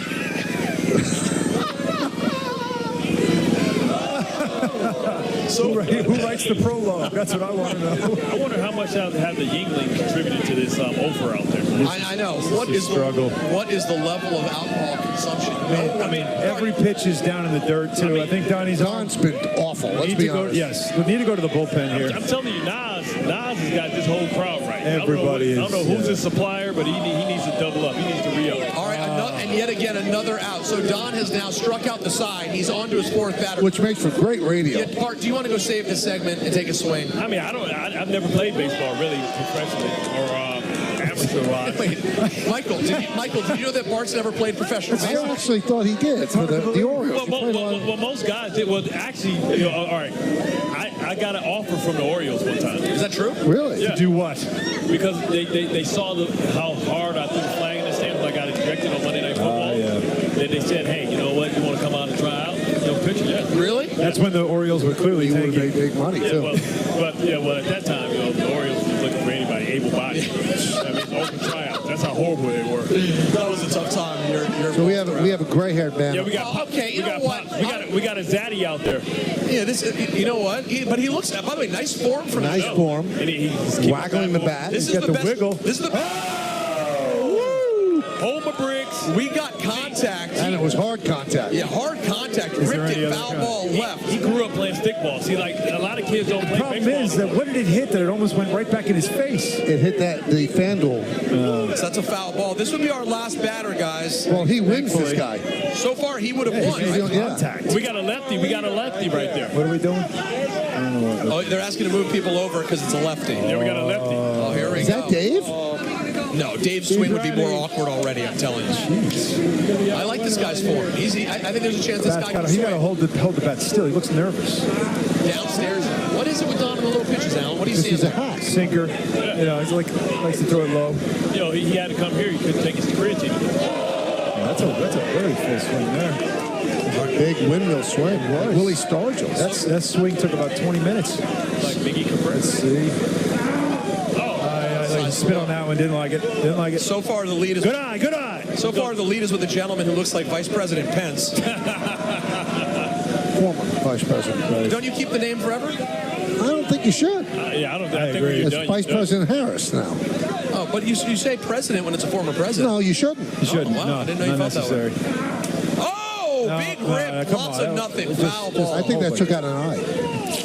And Don, this is the last batter, the last attempt to win the night. Please let it be the last Mercifully. And Don with the pitch. Oh, he's throwing overhand. It's And just there in the it ground, is. in the dirt. Another strikeout. Tremendous. Well, I got to say, You're welcome, folks, Yes Network. Great That's segment. good Satchel stuff. Paige. Chop that up, put that on social media. I'm sorry. I've had way too many margaritas. The filter is off. Well, Don wins. Oh, wait, do we have one last batter?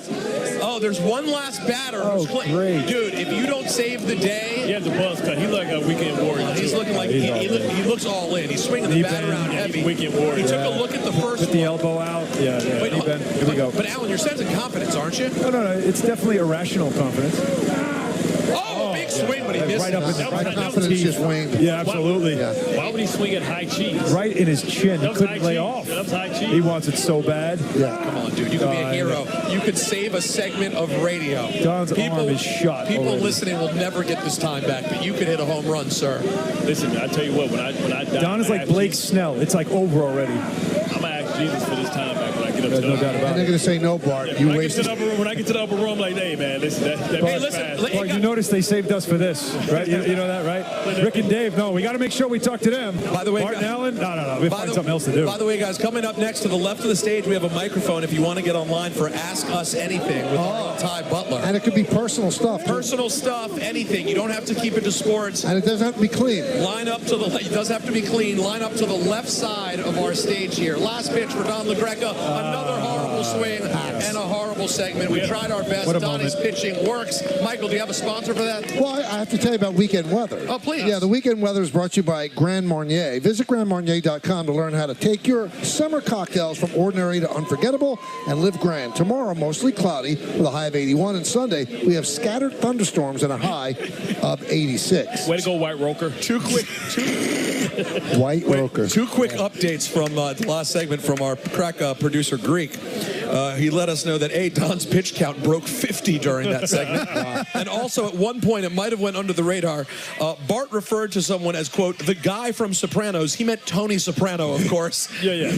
That guy? Yeah, that guy. All right, we will That's get all right. What's his He real also, name? he also Garfini. called himself the Black Steve Harvey, which I didn't know there was any. Wow. But he's a rich Steve Harvey. He I'm a called black Steve himself Harvey. that. Maybe he meant the Black Steve Hart. You know, but I got to tell you what. I actually understand what you're saying. You feel me? Yeah, that's not. I absolutely It understand. doesn't what make you're saying. any You sense. It speak makes- Bart? Yeah, I speak Bart. Oh, so you understood what he meant? I understood what he meant. You didn't like- you didn't like- because he really meant Matt Harvey. No, he meant Steve Harvey. All right, well, I'll take your word for it. You didn't like White Roker? No, White Roker didn't work. All right, guys. If you want to ask questions over here to the left of the stage with Ty Butler in a moment, but right now, I got to talk to you about home safety, Michael. Very, very important.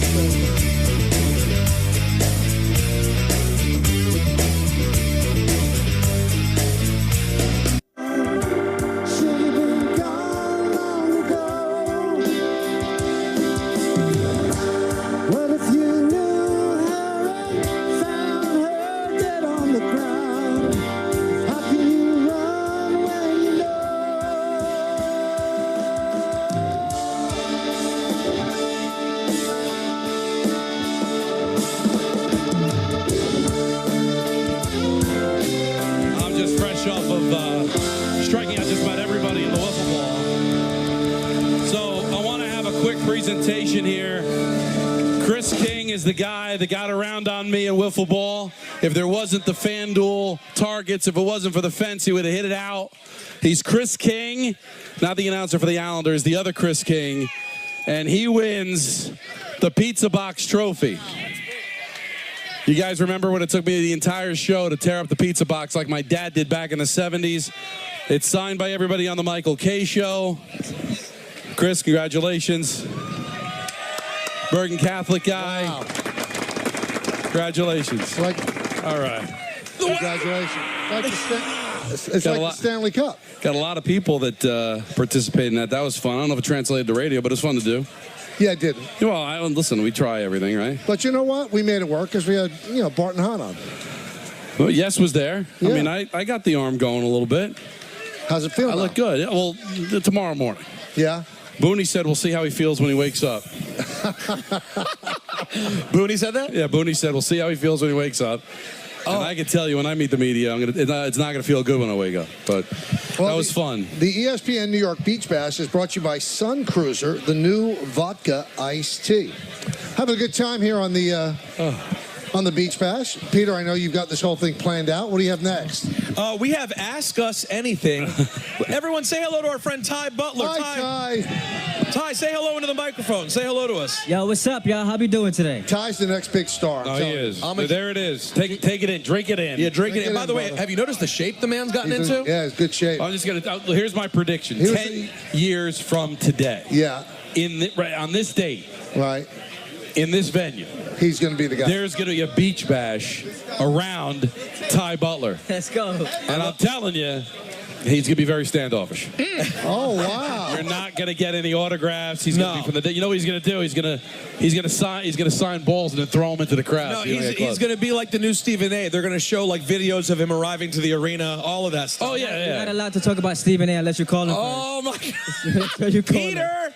All right, by the way, Ty and I hosting together on Monday. On Monday afternoon. How about that? It's going to be a great time. And then the Monday after that, me and Rick DiPietro. That's right. But those shows can only be heard on 10:50 a.m. Yours can. Yours can. Oh, yours is Mine will be on 98.7. Oh, okay. I Yeah. start vacation Monday. It's Summer of Michael. Monday's a rumor. Yeah, that's right. Well, is good you for you. always You've earned you it. always tell me, why do you take vacation and work? So if the Yankees are not playing, that's the day to take a vacation. No, you're doing it right. No, not one person's complained. Defensive much? All right, let's get the fans here. That have All right, here we go. It's time for Ask Us Anything with So Ty we have Butler. to answer it. We have to answer it. Guys, Well- I'm going to vet the question. Thank you. No, don't even vet it. No, he has We're to. good. He has to vet the So we question. start talking size. Is that like on the table? No, you just don't answer. Okay. I'll just. Oh. Oh no. All right, first up, y'all, we got Harrison and Emerson. Harrison and Emerson. All right, Harrison. I love Emerson. Kindercamack Road. Yes. Yes. Yes, Don.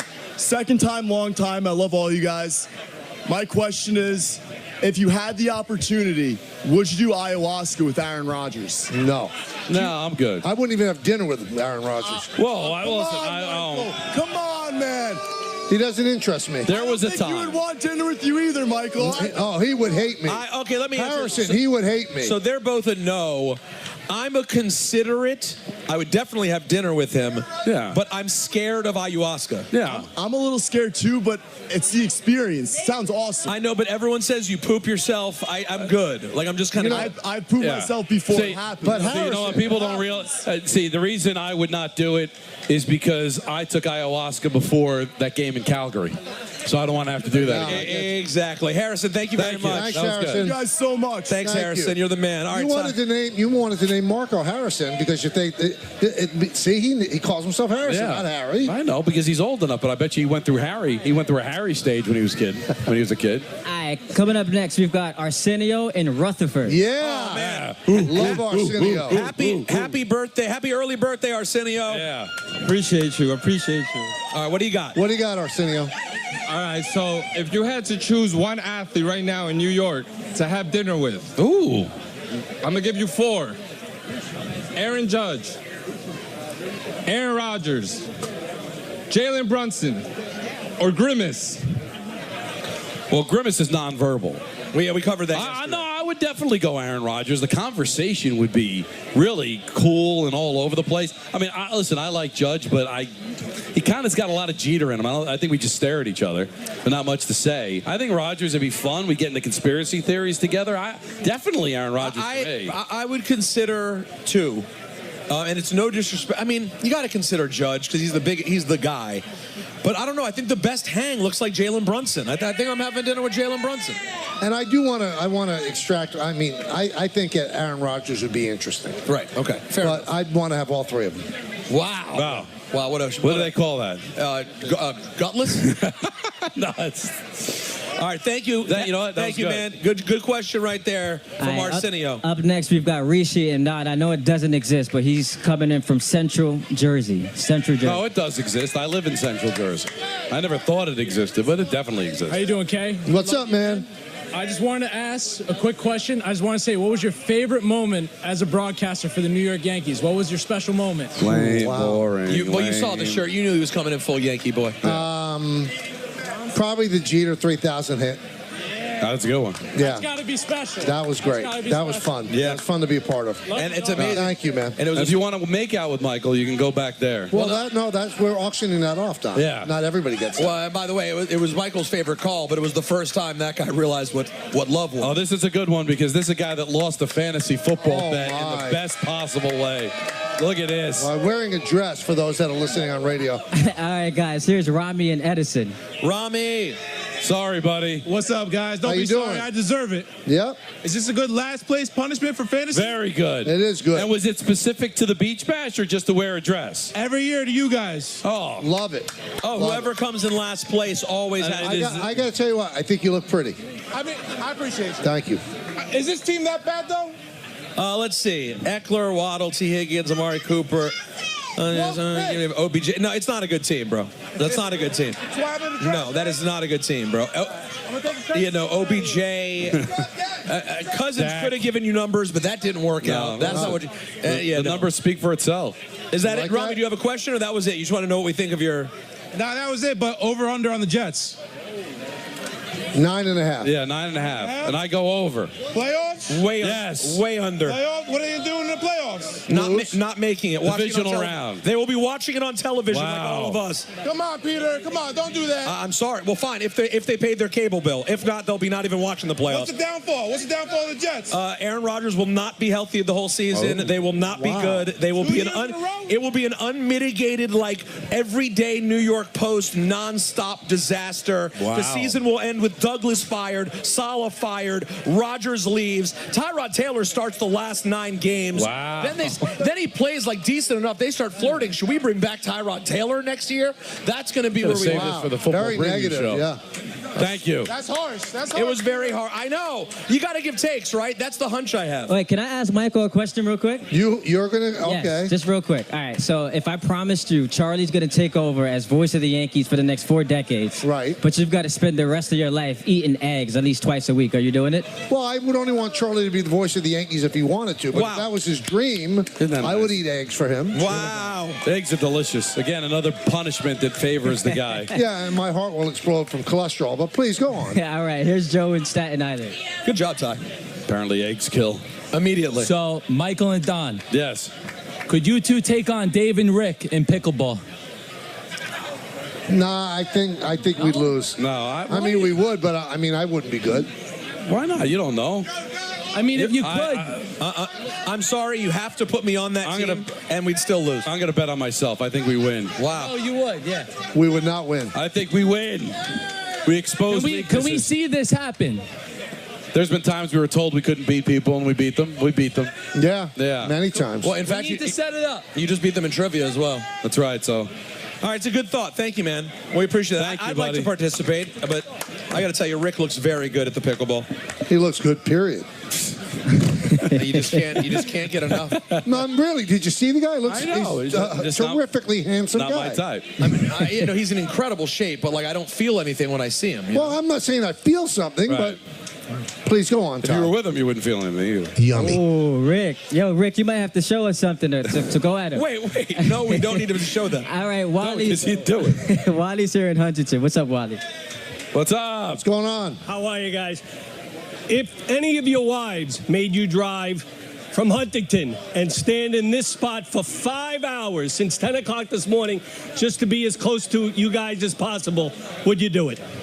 But I mean, for these guys, I would not. Like if Jody said, "Let's drive 5 hours," and for Bruce Springsteen, I would. I mean, Yeah. No, to see you guys. No, I wouldn't. No. I wouldn't go 5 feet to see us. No, and that's not something my wife would want to do. But I drove to Laval, Quebec to go see Patrice Brisebois for Nancy. So you do things for your wife. And you know what? That's your wife? You're lucky. You should thank your lucky stars. That's right. I don't know what she sees in you. Yeah. Honestly. You are just way out over your skis. That was a beautiful moment. I got to tell you, I didn't expect that. So Michael and Don, you guys were actually asked this question on Bart and Hahn earlier, but for the new audience, here's Mike in Saddlebrook who wants to pose a question to y'all. What's up, Mike? What's going on, guys? All good. Who's the next New York team to win a championship? Who's going to bring it home? Yankees. Rangers. Peter. I'm going to try to just pop the crowd, but they are very good. I'm going to go with the New York Knickerbockers. Look, that's a good eclectic answer from Let's the hope all three do it. panel. There you go. Take it Thanks, all. man. And the Yankees would be first. So we're up against, should we take a break? Yes. What do you have planned for the next segment? For the next segment, we'll wrap up these questions, and then at 5 o'clock, we'll have Kimball join us. Oh, nice. Kimball, 5. Yay! Did we not find him earlier? Well, the experience of luxury of choice when you pick your poetry.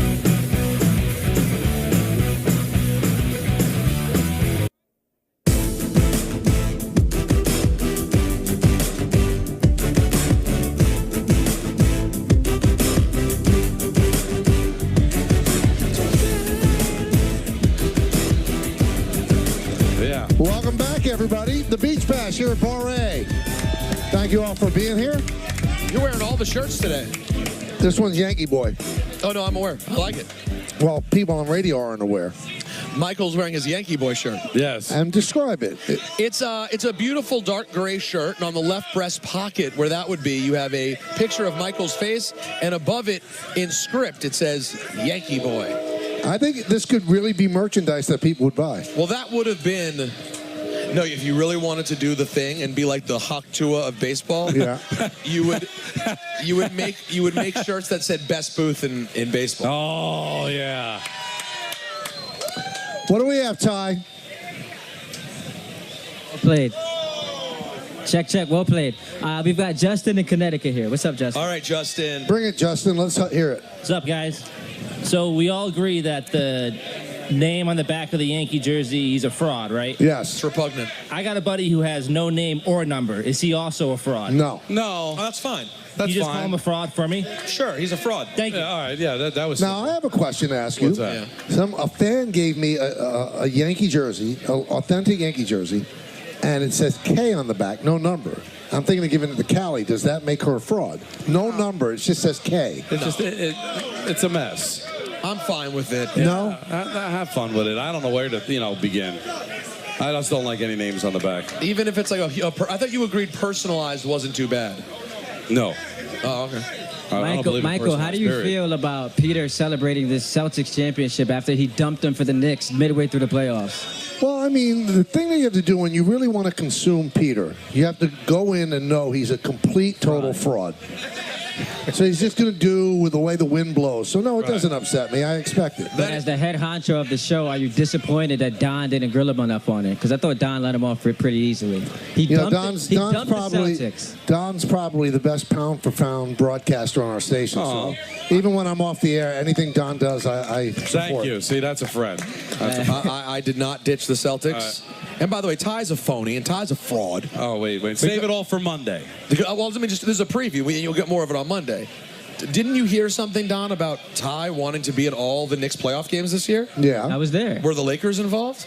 I mean, Peter, I'm 20 minutes from MSG. Did he have a pencil? Do you think he was like taking notes? No, I saw him with a pencil taking notes. I saw him with a chicken finger. Look over there, Ty. It's Bronny James. You should get to know him. All right, guys, here's Brian and Wyckoff. What's up, Brian? Sorry to create more divide, but who would win in baseball trivia? Pete and Don versus Mike?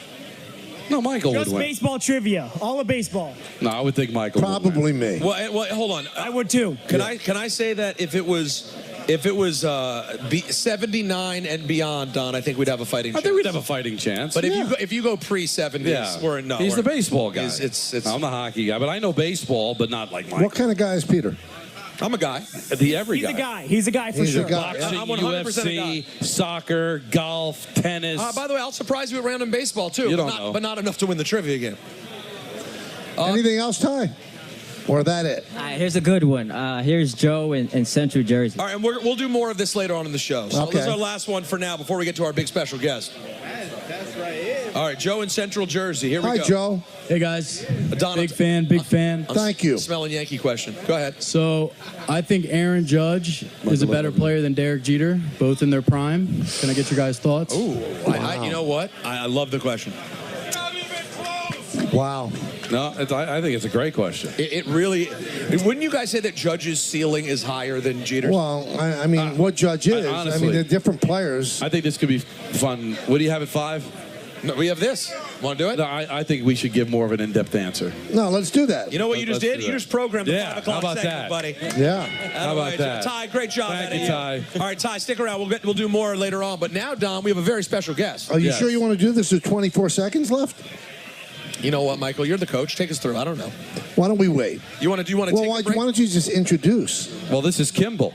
Yeah. This is my trainer at CKO Somerset. How's everybody? If you want to know why Don is in the shape that he's in right now, it's because all him. It's because of this man. All him. So we'll talk to him coming up. We'll answer that Judge Now, versus Jeter. before we go to break, though, please tell them what you told me. Oh, you look leaner in person than you do on TV. Now, that's a very nice thing, but it really stinks for me because I make my living on TV. You know what? It's a great point by you. So I look like a fat cow on Yes. He didn't say that. Well, but no. But first of all, I'm not thin, so to look leaner than I do on TV, I'm probably really. We got a CKO in Westchester or somewhere near where Michael lives. Not that he lives in Westchester. How do I look, guys? They love it. They love it. Yeah. Thank you all. All right. So we'll attack that question that just came from the audience. But first, I want to tell you about June Deals. They are here at Bay Ridge Honda, where everything is affordable.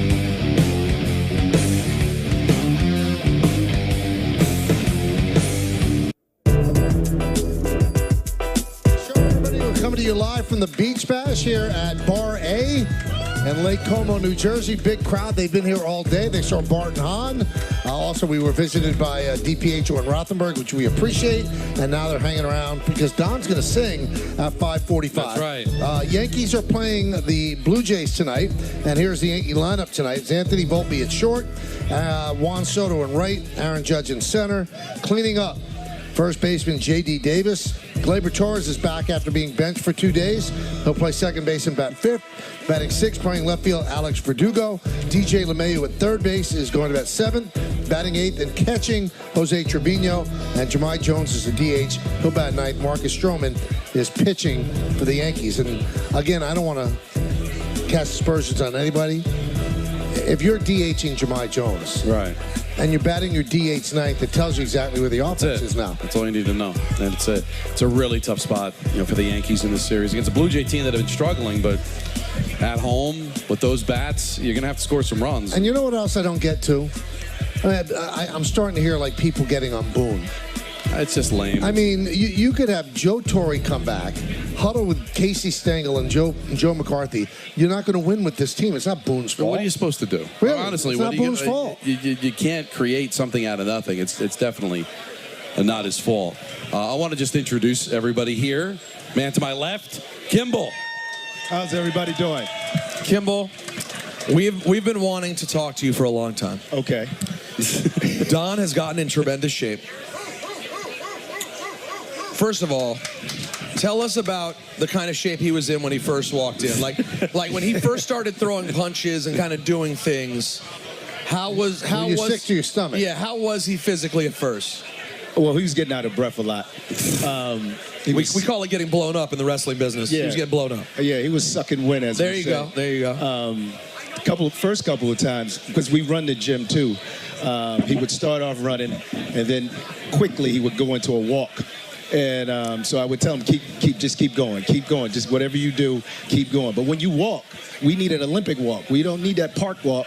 We don't need that neighborhood walk like you talking on the phone, out walking your dog. We need that Olympic walk. Right. Energy. Now, does Don tell you that he used to walk around our office nonstop like a psychopath trying to get steps? No, he never stood. But it was steps. It was just walking. He was speed walking around the office. Michael loved it. Right. As I was putting chips to my mouth, all of a sudden I was counting. Right. Now, were you concerned about maybe a massive heart attack? Oh, wow. Is there a defibrillator there? No. Yeah, there is a defibrillator there. Okay. But I was never concerned about a heart attack or anything like that. And how's the development been? Well, actually, it's gone from, I remember when he first started, and the next show you guys came in, and Michael asked him how long you signed up for, and he said 6 months. He's like, 6 months? You're going to do this for 6 months? He said, yeah, I'm going to do it for 6 months. And just last year, at the end of the year, he was telling me, he said, well, I'm coming up on a year. I was like, are you really? He said, yeah. He said, so I think you got your year this year in what? May 12th. Yeah. Yep. So May 12th. Yeah. It's like a sobriety day, Michael. Yeah. I You got love a it. chip. Yeah. Yeah. Do you give him a chip? Yeah. No, exactly. A belt of some sort? No, we didn't do that. But what I was going to do, just last week, he hit 200 classes. Wow. Yeah, and so he kept asking me. Actually, when in just over a year, he's building a wing on his house on Don. When he was at one, I didn't know he was counting his classes. He asked me, he said, "Well, can you look up my classes?" I said, "Okay, I'll get them for you." So I came back. I said, well, you at 178. He said, 178? He said, okay.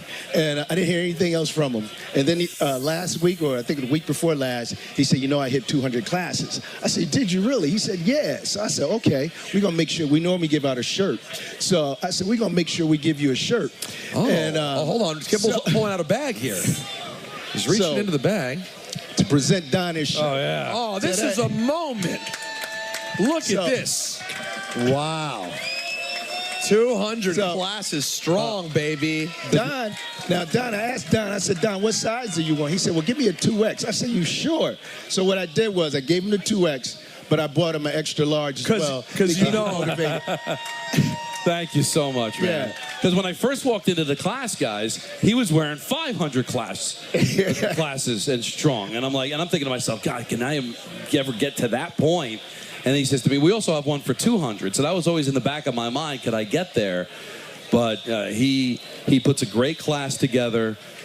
You don't know what your body can do until there's somebody there that can drive you and encourage you to do it. You'll be really surprised when you tell somebody, do this, you're like, I can't do that. And then he drives you and he talks you through it. And the next thing you know, you do way more than you thought your body was capable of doing. And then I went from 3 classes a day to 4. Now I go 5 days a week because I love it. And you start to see results. I've lost some inches. I can run up the stairs with the kids and not lose my breath. I just feel so much healthier. And at 56 with 6-year-old twins, I wanted to make sure that I was healthy. But it's all because of this guy. And he encourages you. He pumps the music. And he, come on, Don. Come on, Don. And then, full disclosure, I hope you don't mind. You guys work in the like, Peter and Don can't, Peter and Michael can't do that.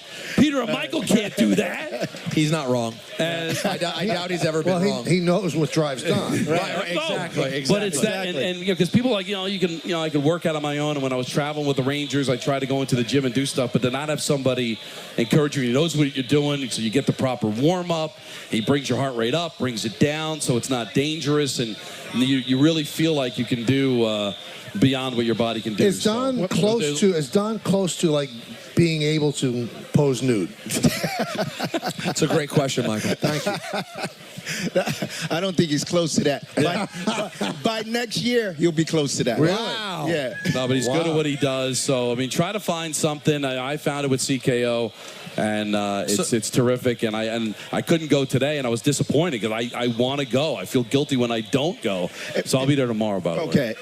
And when he doesn't go and he's on the road, he'll tell me. He said, "Well, I was on the road, and I went down to the gym in the hotel, and I did this, and that." And I said, "Okay, keep it up." Whenever he's on the road, he always tells me what he's doing. I was like, "Good job, good job." Wow. Listen, I owe you a lot, man. I really just feel like my life's kind of turned around. I feel better. These guys will tell you because they say they're friends, but nobody ever took me aside and said, you're a fat slob. You're a pug. And then Peter joined the show and he started seeing the pictures from like 2009. He's like, that's inhuman. That's right. Nobody should do that to themselves. So no, it's great, and I just appreciate it. You're like his Miyagi. Yeah. You're like his Miyagi. And one thing I always tell him, I said, they're going to have to change your promo picture. Yeah, he says that all the time. I say that all the time. I say, they got to change your promo picture because you're leaning out now, Don. But thank you. I appreciate the show. This is a moment Good in time. job. Yeah. Good job. Kimball Little, everybody. By the way, I want you to know Don is a good friend. if we were a real radio station and you were a business, that was a $25,000 segment. That's Don just telling the world, but it's his truth. Right. How much he loves what you do. So thank you for taking care of our guy. Oh, I appreciate it. And one Not day a when problem. he beats the hell out of Michael, it's going to pay off for all of us. Right. Imagine that moment on television. Yeah, that day could be at any moment. It could be Might today. be today. It might be today. Better be within 6 months. Anyway, it's time for Diamond Notes, brought to you by London Jewelers and driven by Nissan. So one of our listeners that came up to the microphone here, they said, who's better, Derek Jeter or Aaron Judge? And you found that fascinating. So let's break it down. I found it fascinating because if you look at the numbers, and then listen, he's still very early in his career, but he's on pace to probably hit for a similar average, way more home runs, way more RBIs. I think it's safe to say he is a better right fielder than Jeter was a shortstop. Well, wait a Jordan minute. was a great Wait a shortstop. minute. Wait a minute. Jeter won Gold Gloves. I understand. Judge has never won a Gold Glove. Well, because they don't know. But it's very difficult in the outfield, Michael. I mean, listen, Jeter was limited with his range. Let's be honest. He made every play, but he was not. He was not Omar Vizquel. He was not he was a really good defensive shortstop. But Judge is an outstanding outfielder with a gun for an arm. And he can make every play out there. So maybe that's debatable, but I think the numbers are going to show that Judge is better. Now, the question is, does the clutch make Jeter better? Because the one thing Judge does not have is the postseason numbers that Jeter has. That's what Jeter's known for. I mean, it's not fair to throw the rings at Jeter because he played for really good teams and he had a Hall of Fame manager and it was a different era. I'm sure if Judge was on those teams, Michael, in the late 90s, he would have taken those rings home too. He certainly wouldn't have jeopardized their chances of winning. But I guess the question is, how much does clutch put him over Judge? Because I think the numbers are going to say Judge. Well, it's interesting because there's no quantification for the it factor. And Jeter definitely had the it factor. He was a leader. Judge is the captain, too. And Judge is a great leader. But Jeter had an innate ability to right time, right place, and do the right thing. The numbers will benefit Judge. He'll hit more home runs than Derek. His batting average is about the same. Derek will probably finish a little bit higher. I think Derek's lifetime average is 307, something like that. So shortstop's a more important position than right field. He's playing center now. It's tough for me. I think at this point, the body of work, Jeter stayed remarkably healthy that one year he got hurt in Toronto. I think it's Jeter. Well, here's the bottom line. There's two things that you just can't sort of look past at this point. The longevity of Jeter's career and his availability. Right. And, of course, the championships. The fact is, if Judge doesn't have the longevity and, more importantly, something close to the number of championships, no one's ever going to consider him a greater Yankee than Derek Jeter. But that wasn't the question. He was a better player. Better, not greater? Just a better player. Oh. Because we all agree that if Derek Jeter had spent his entire career in Kansas City, would he be Derek Jeter? He wouldn't have gone to the playoffs as many times. He wouldn't have had the opportunities. Let's face it, their opportunities presented themselves. If you're talking, Michael, about sheer talent, right? All that's given to them naturally, and someone explained who both guys were at the beginning of their career, so we don't know availability. We don't know anything. You're taking Judge. But Jeter has, I think he has the 5th most hits in Major League history. I understand, but they're very close as fielders, and what Judge offers you. You really power, can't say they're. No, but they're close enough. They are close. Jeter has Gold Gloves. You have to admit, though, Michael, that the Gold Gloves for the outfield are very subjective. Bernie Williams won a ton. They're subjective for shortstop, too. Yeah, but I think that's looked upon as a defensive position. I think the metrics are better. I mean, come on, Bernie Williams won all those Gold Gloves, and nobody ever thought of him as I never looked at him. He didn't have that great of an arm.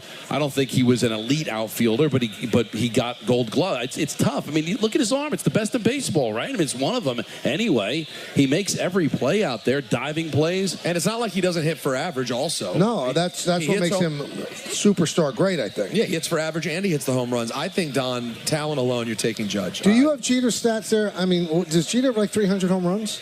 I don't think he got to 300. Jeter has a lot of more home runs than you think. But what was his biggest home run season? 30? Like 20-something, 28. He could hit home runs. Yeah. Kimball's from Detroit, so I think he wants Alan Trammell. You want I was also going to make an Alan Trammell joke. We can talk Trammell if you go like. Trammell instead of Whitaker? I mean, you could have or you go Whitaker. I'm from New Jersey, but I lived in Detroit. Oh, I'm sorry. Yeah, got it. He's a 49er fan, too. Oh, yeah, that I am. 260 home runs? 260. 260. Not bad. You don't think of him as a home run hitter. No. It's interesting. I guess this is a good question. Well, it can't WAR because Jeter played for so much longer. But what was Jeter's average WAR year to Judge's average WAR year? The point is, when you first hear that question, the knee-jerk answer is Jeter because of the rings and because of the clutch. But when you really have the conversation and longevity, and you bring up a good point, if Judge ends up not playing that long because of injury, the narrative can certainly change. The one thing, Peter, especially with baseball, I mean, it's not fair with the rings. First of all, I don't know if Jeter played today, whether they'd win 4 championships in 5 years. We're seeing how much harder it is to win now with the revenue sharing and the extra. We talked about it on Bart and Hahn. The perception is the extra wild card, or cards for Jeter, makes it easier to win because you got more opportunities to get the playoffs. I think it makes it harder because it's adding extra layers there's extra to games. get through. I don't know if Judge played on the Yankees now and Judge played on the Yankees then and Jeter now, would the championships be weighed more heavily to Judge? Well, perception would be different then? It's also really interesting if Judge was, that age. That means you're taking O'Neill out of the lineup, and O'Neill was a big part of those championships. He was, but that's also interesting too because there's no comparison between Paul O'Neill and Aaron Judge. But he's the warrior. But doesn't opportunity create greatness? I mean, well, somebody has to open the door, but you got to kick it in. You got to kick it in, but I know Judge's numbers aren't terrific in the postseason, but did he not kick it down? I mean, do you look at Judge as the reason the Yankees haven't won since he's been here? No. And I think another thing that plays against Judge is that he went to college, and that sounds terrible, but he didn't get to the big leagues until he was 25 years old. Derek was up in the big leagues at 21. Lost opportunities. Yeah. I just think it's harder to win now than it was back then. So I think as time goes on, guys, rings are going to become less and less important because I think it's so much harder for this generation to win than the old. But they might still be more important then because they're so hard. I know, but I'm saying you're going to see there are going to be guys that played in the 80s and the 90s that had more rings than guys that are playing now, but you maybe would take the guys that play now over those guys. Well, those are Diamond Notes brought to you by London Jewelers. Visit London Jewelers today at any of their 7 locations, including the Americana Mall and the mall at Short Hills, and driven by Nissan. Hurry in. These epic offers are going fast at the Nissan Thrill of Summer sales event. Shop your local Nissan store at nissanusa.com. Should we do it, guys? Peter, should we do it? What's that? Yeah. Richard's been waiting so long. Who wants to hear from Richard in Manhattan? Richard in Manhattan. We're going to make an exception and talk to you. What's up, Richard? Richard, do you want to... Michael, Don, Peter. Richard, before you start, do you want to acknowledge your adoring fans here who are excited to hear from you? Thank you very much. Thank you. You guys give me the opportunity. I appreciate it. They love you. Listen, Richard, they love you. Listen, Richard. I love you guys, and I love the fans. Okay, fellas, I love what LeBron James is doing. I love any father in the sports doing that. I loved Archie Manning. I love Richard Williams with Serena and Venus, and Mr. Ball with his 2 sons in basketball. I love it. Now, I don't agree with what LeBron's doing. I think the kid would be better in school for another year, but that's not my call. That's his call, and I love it. The other thing is, we're not giving Bronny any credit. Here's a kid who grew up in affluence with all the money in the world, and he still stuck to basketball. He went on all the, all those road trips those kids got to do in order to become a competitive player. Now, I just want to close out with one thing. And it sounds funny, but I'm going to go back to an episode of The Jeffersons, 1975. Wow. This was with Lionel. Lionel was the first son, the first Lionel. We remember Lionel. He was now, what happens is he's in Lionels, college, and George, his father, buys him a term paper.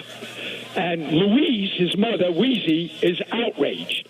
And she's screaming at George, George, what if every parent went out and bought their son a term paper? What would happen then?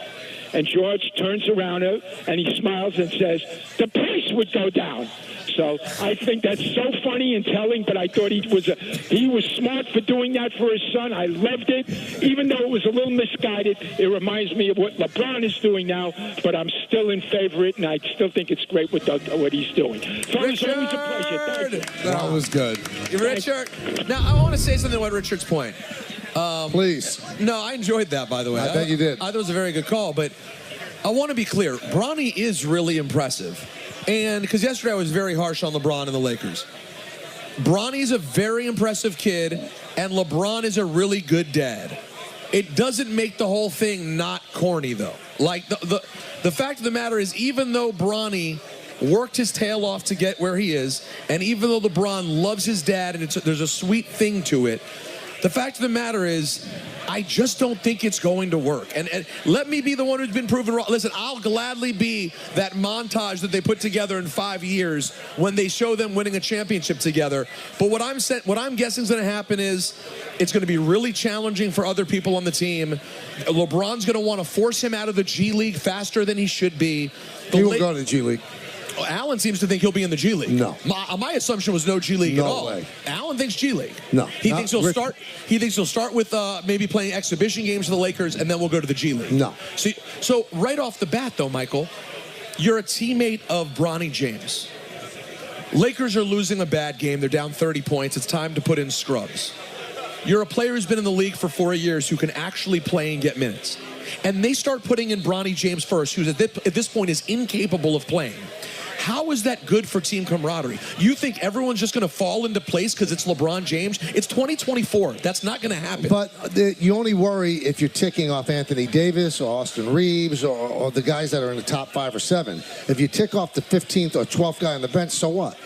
Yeah, but sometimes the 5th or 7th guy might be annoyed watching what's happening to the 10th and 11th Get over guy. it. That's LeBron James' son. Now, I don't think it's just not a way to operate a team successfully. But J.J. Redick's not going to put the kid on the court unless he can play a little bit. If he's completely overmatched, I don't think he'll do that. Wait, you mean LeBron's friend and podcast co-host who he installed as head coach? Well, that podcast doesn't exist anymore. Oh, got it. Okay. I mean, you know what? Maybe I'd be more positive if it was one of the two things. Maybe it's just the combination of, like, I'm handpicking the coach, I'm drafting my son. The combo is just lame to me. And I love LeBron. He's an all-time great. But you also know that their best chance to win is with LeBron, and LeBron will go if he's unhappy. So what else are you supposed to do? Do you want to be the team that let LeBron James go? And then you know that Davis is going to follow him out the door. One of the great wrestling things that could ever happen. I'm a heel turn, I think you call it. Yeah. LeBron signed somewhere else now. And leaves his son. Yeah, that would be unbelievable. Yeah, I'm good. I'm going to go join the Heat. Or I'm going to go play for Houston. I just wanted to make sure my son got drafted. Right. Peace. And by the way, listen, maybe Bronny figures it out and has a great career, but it's going to be a lot of work for him to get there. He's not close yet. No, he's not close. 1-800-919-3776. We're going to come back. What's on your next segment, Peter? We are going to get a few more questions from the crowd. Love it. Some Ask Us Anything with Ty Butler. And then Don LaGreca is going to sing at 5:45. Yeah, I'm excited about that. So that's coming up right here on Yes and on 98.7 Thank you, Campbell. ESPN. Oh, you're welcome. Thank you for having me.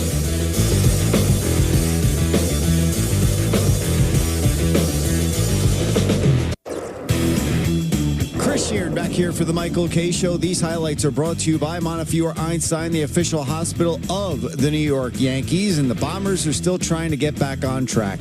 It was another shaky outing by a starting pitcher last night, and another case of the offense just not showing up.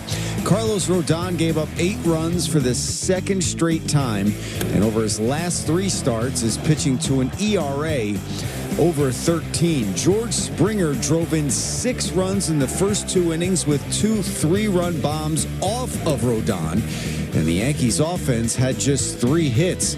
The Blue Jays take the first of 4 by the final of 9-2, and here's Aaron Boone afterwards. Look, clearly we got to execute better. We got to make better decisions about, pitch selection in certain situations.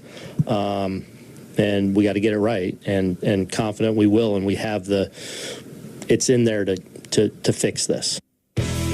The Yankees get right back to work tonight with Marcus Stroman on the hill. He won his last time out against the Braves. The Yankees only win against Atlanta back at Yankee Stadium.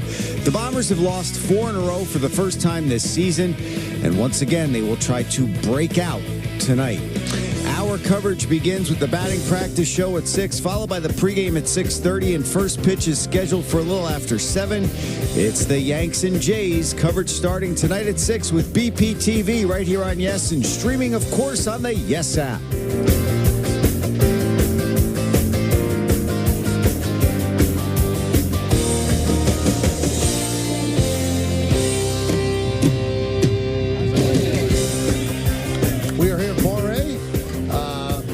Lake Como. I think George Clooney has a house right down the block. No, it's a different Lake Como. Oh, but I thought he lived in Lake Como. You've made that joke every year, every time. I wasn't even here last year. I think it was still made, I'm pretty sure. Really? Yeah. You know what? I think it lands every time. You could sense it. Every time. Yeah. Like Mary Lou Retton. That's a 10, baby. And Mary Lou Retton. I'm going way back. There are a lot of OG. You know the Summer Olympics are coming up. Oh, I know. Simone Biles going to be there. I know. But you went Mary Lou. Kayla Maroney. Let's go with that. All right. Okay. Wow. Strong. Ty Butler, where are you at? Oh, he's out. There he is. No, he's not. He didn't leave us. I got to tell you one thing about Ty. So, right. I love Ty. Sure. And he was always a little bit comfortable. His face was fuller. He is really chiseled now. I told you, yeah. You little Ozempic or what? What would you do? No. I'm not on my Jersey Drake, but I'm in the gym, you know? I'm getting after it. You guys look great, too. You guys look great. I was actually just telling someone over there. Like, if you do the, 7 years ago TBTs, y'all weren't looking so good. No, okay? You're right about that, but we're still not looking like, how much time a day are you in the gym?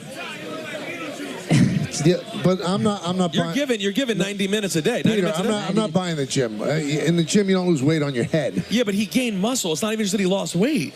No, it's like an hour and a half to 2 hours. Every day? You know why he does that? Before the kids get up. Got 2 young kids. He wants to get out of the house.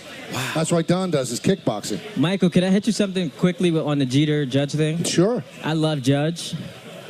Where he loses the argument is the 211 postseason batting average.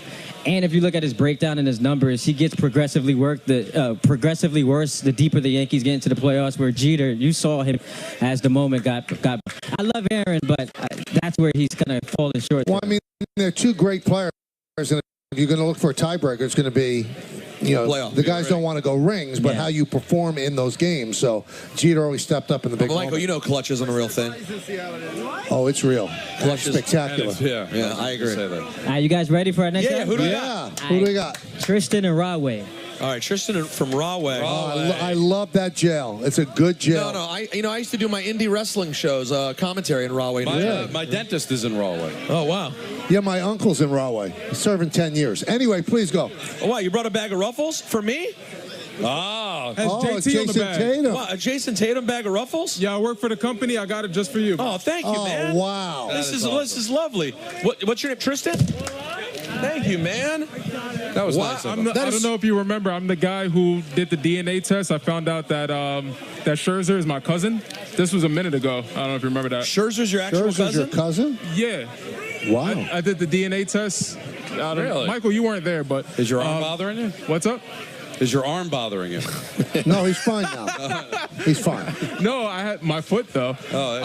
My question was, so in a world outside of sports, you turn on your TV, it'll only play one TV show. Oh, what would that show be?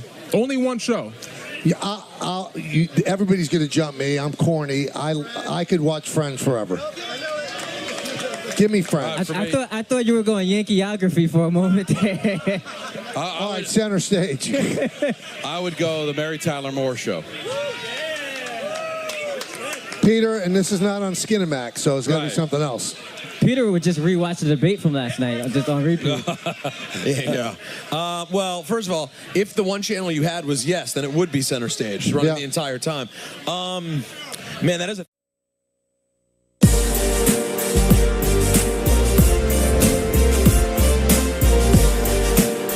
Oh, Michael, what a job. Oh, yes, Peter, yes. Well, I did a good job, too, today, Michael, because I pulled a coup, all right? She has not done a lot of interviews yet since she joined WWE. It's my first time getting to chat with her. Philadelphia, WWE World WrestleMania. Make some noise for Jade Cargill. She makes her WWE debut on Saturday. Welcome to the show. How are you? Thank you. Hold on. Let me adjust my hair. Yeah, look at the monitor. Get it all right. This one piece, could you grab it for me? Where? This one? Is it down? Nope. No. Oh, I messed it up. I had one job. I had one job and I blew it. All right, there we go. Got it. Okay. Now she's all set. I think that's good. All right, there we go. How are you feeling, Jade? What does this feel like? It feels great. This is my first time at WrestleMania in general, and at that, I'm in a match. Like, who gets that? It feels great. It feels electric. I feel grateful, humble, very humble. So I'll have Michael and Don know they don't follow wrestling quite as much as I do. That when Jade first appeared on the scene, she jumped off the TV in this way that I think everybody collectively said, she has to be in WWE one day. Like, don't get me wrong, it's great to see what she's doing, but she needs to be in WWE. Did you always feel that way? And when did you first start to believe that was what the path would be? Okay, so initially, I only knew about WWE. I went to a tryout. You know, everybody watched WWE growing up. You know, that's a place that everybody wanted to be a part of or do something with. And this came from our mutual friend Mark Henry, correct? Yes, literally found me, came to the gym, watched me worked out, and he was just like, okay, yeah, you're going to a tryout. Like, I think you have it. I know you have that presence. You have that confidence. Go. And I did that. It went great. I was asked to come back. However, I had a better deal at the other company, and I bet on myself, and now we're here. Now, are you nervous going into WrestleMania? I mean, this is a pretty big deal, so are there nerves involved? No, not at all. Maybe, I mean, I feel like because everybody reminds me every day, are you nervous? Are you nervous? And now I'm sitting back thinking, should I be nervous? But no, honestly, the bigger the crowd, the more people who expect so much of me, I crush things under pressure. So I love it. Like, I'm not nervous at all. Who are you? Who says things like that? I'm Jade Cargill. Well, you know what? I will say this. I had a great example from my spouse who played baseball for 17 years. And I watched him go out there, perform, and just be himself. And I sat back and, you know, behind the scenes and watched it. And I was like, I can do that. I can do that. I can do that. And just seeing him have restless nights and just seeing the work that he put in, you know, because I had a great example, I knew what I could And do. Jade's husband is Brandon Phillips, who spent the majority of his career with the Cincinnati Reds. Last played in 2018, and he was a heck of a player, Jade. Great second baseman, guys. Listen, that's my rock. Yeah, and I've always felt that nervousness comes from a lack of preparedness. If you're prepared, the nerves go away. So how do you prepare for these moments? You really can't prepare for anything in wrestling. Things go off the hinges all the time. You just have to do what you do best and just go out there and put your best foot forward, and either they're going to like it or they don't. There's always some... People hate on LeBron. I'm a huge LeBron fan. People hate on LeBron. You know what I'm saying? People hated on Michael Jackson. People hated on Taylor Swift. People hate on Beyonce. You got to do what's best for you, and you just got to say, forget everybody else. Like, I'm going to do what I think is best. The Royal Rumble moment, it was a big deal. It was at a stadium, obviously. A lot of people had a hunch that you might show up. Yeah. And when that music hit, though, it was electric. What was the feeling like? And I told you right after, I was like, it all went perfect. Like, it really couldn't have gone better. We just showed it on the show, but you and Nia had that moment together. It really worked out great. Yes. What did that moment feel like? I was nervous for that because I didn't know the response that I was going to get. I'm so used to talking crap and just not caring, like showing up and being like, whatever. So this was the first time that I was like, okay, Jade, you have to care. Like, the response, your first response, even though I feel like right now I've had 4 debuts. Like, I'm about to have my 4th debut at this point. The nerves were there for that. But just how the crowd, like the universe, the WWE universe, that you guys just accepted me and took me in and cheered for me, I was not expecting that at all. Like, when I came back, I was so focused in. I came back, everybody was like, girl, like, did you hear that? And I was like, what? Like, really? I couldn't have gotten a better reaction from you guys. So it was one-on-one. I was in the perfect spot. Fan base made me feel welcome. The staff made me feel welcome. Like, it was something that I never thought was going to happen like that. It was an amazing moment to see. I got to tell you, too, like, in talking to you for the first time this much, like, your personality is almost surprising. Really? Like, and I just say that because you're somewhat bubbly. Okay. But your character is so... stoic. You're stoic and strong. Yeah. Do you look forward to a time when, like, as you get to be around more and more and you continue to keep working in the ring and on the mic, that you'll get to really be this full Jade Cargill all the time? I can't give you guys too much. Like, I feel like when you give people too much, they think they know you, right? And I give you guys enough. Like, for example, if something's going on in your personal life, right? You don't want no one to say, "Oh, I know this," and it's like, no, you don't know this. You mean you don't want to be like doubled over in pain, laying face down in a radio studio, vaping with your co-host? Oh my gosh! It may or may not have happened, but whatever. We got past it. Keep going. I hear what you're saying. But no, I mean, like, the way that I'm so accepted here, I don't mind at all. Like, this is who I am. I'm a chill person, believe it or not. But, like, I love to have a good time. Like, I love to interact. Like, today my line was ridiculous. And I wanted to, like, I was literally the entire time talking to everyone. At a point, they were like, Jade, you can't talk. You gotta move like, you people gotta go, along. you gotta go. But I love, because people are coming from UK, people are coming from Scotland, people are coming from all walks of life with different reactions and different viewpoints. And I want to know, like, what got you into wrestling? Like, why are you here? You like me? Oh my gosh. Like, is this your first WrestleMania? It's mine too. Like, I love the interaction because it shows you that all of this, all these bumps we take, all the BS we take behind the scenes, it's all worth it. Now, does Brandon support you the way you supported him? I mean, does he come on the road with you? Yes, right now he's a stay-at-home dad. We actually own a professional softball team called the Texas Smoke, which we won last year, the WPF, guys. And by the way, that's fast pitch, right? Yes, it is. Yeah. It is. And we won it our first year, guys. Like, it was a big, big deal. At that, like, supporting women's sports is a big pleasure of mine. But yes, he does. He's always on the road as much as he can. But we have a 7-year-old daughter, so we're not trying to go to jail for her missing school is like all the time. So we have to be careful and pick and choose. Like, they'll be here tonight, so she's missing school tomorrow. But he's a phenomenal. Right now, he's a stay-at-home dad. Like, he's enjoying it. If anything, he just wants more vacations, which right now I can't give him. Who's the better athlete? Me. Wow. I'm going to say that, but if he was here right now, he would be like, oh, no, you're not. Because he comes from a very competitive family. I'm competitive, but I know what's good for me. I'm like, all right, like, I'm not going to win this Uno game. It's fine. His family, like, and that's what I can say, his family has raised so many athletes. So they're the type of people that if they lose, they're going to keep on playing until they're winning. I'm the type of person to say, okay, I bow out. Like, this just isn't good for me. Are you in the lifting department? Are you guys? Oh, me. It's you. All day, every day. Yes. Baseball, they don't have, like, super strong, like, they're very, like, you know, like, they have to have a little punch in the waist a little bit. It's all me. It's all me. Yeah, I mean, it's all me. Yeah, being up close, like I just catch myself seeing your arms every once in a while. Thank you. It's insane. How much time are you spending in the gym on a daily basis? 5 days a week for about 2.5 hours. And honestly, like, I've been at the PC for about 3-4 days out of the week. So I'm pulling. And that's 2 a in-ring day. work also. Yes. So I'm pulling 2 a days about 2-3 days. That's a week what I do too, point. Jade. Like, it's a That's lot. what I do too. Do Yeah, you? that's- Well, you should look just like me. Oh no! If you keep watching the monitor, you'll see he looks almost the exact. Exact same. I see you. Look, so he's talking about my arms. He should be talking about yours. Look at that. Yeah. Last thing I have for you, you're in this six-woman tag match with Naomi and Bianca. I talked to Bianca a couple of days before you got here. And this is off the air, but I don't think I'm speaking out of school. She was like, I cannot wait for Jade to be here. How meaningful is it for you guys to be together and sort of this moment for black women in wrestling to have this match at WrestleMania? You guys, like, I would have never, first of all, we're talking about Naomi and Bianca Belair. I could have never had a better setup next to 2 veterans, one who has won WrestleMania how many times? Many. She's undefeated, I think.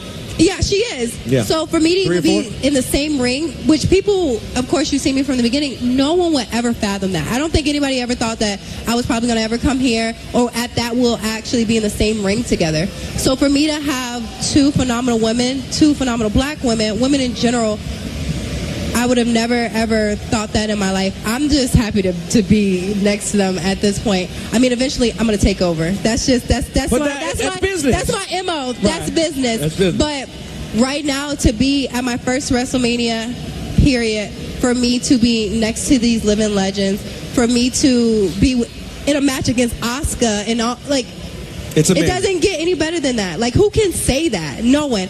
And then to have only 2 losses in my entire career, like, that's huge, you know? Some would say you shouldn't have had any of it, but that's a different story. That's for a different story. day. It's a different story. You know, you got to do certain things to get ahead in life, and I'm here for a reason. And I'm not here to just blend in. I'm here to stand out and make a name for myself.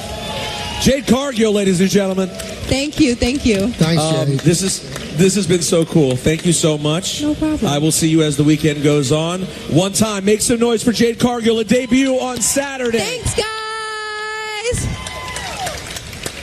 Now, all right, guys. ENN is next, but first, you got to say goodbye to Busted Brackets because FanDuel lets you bet on every game.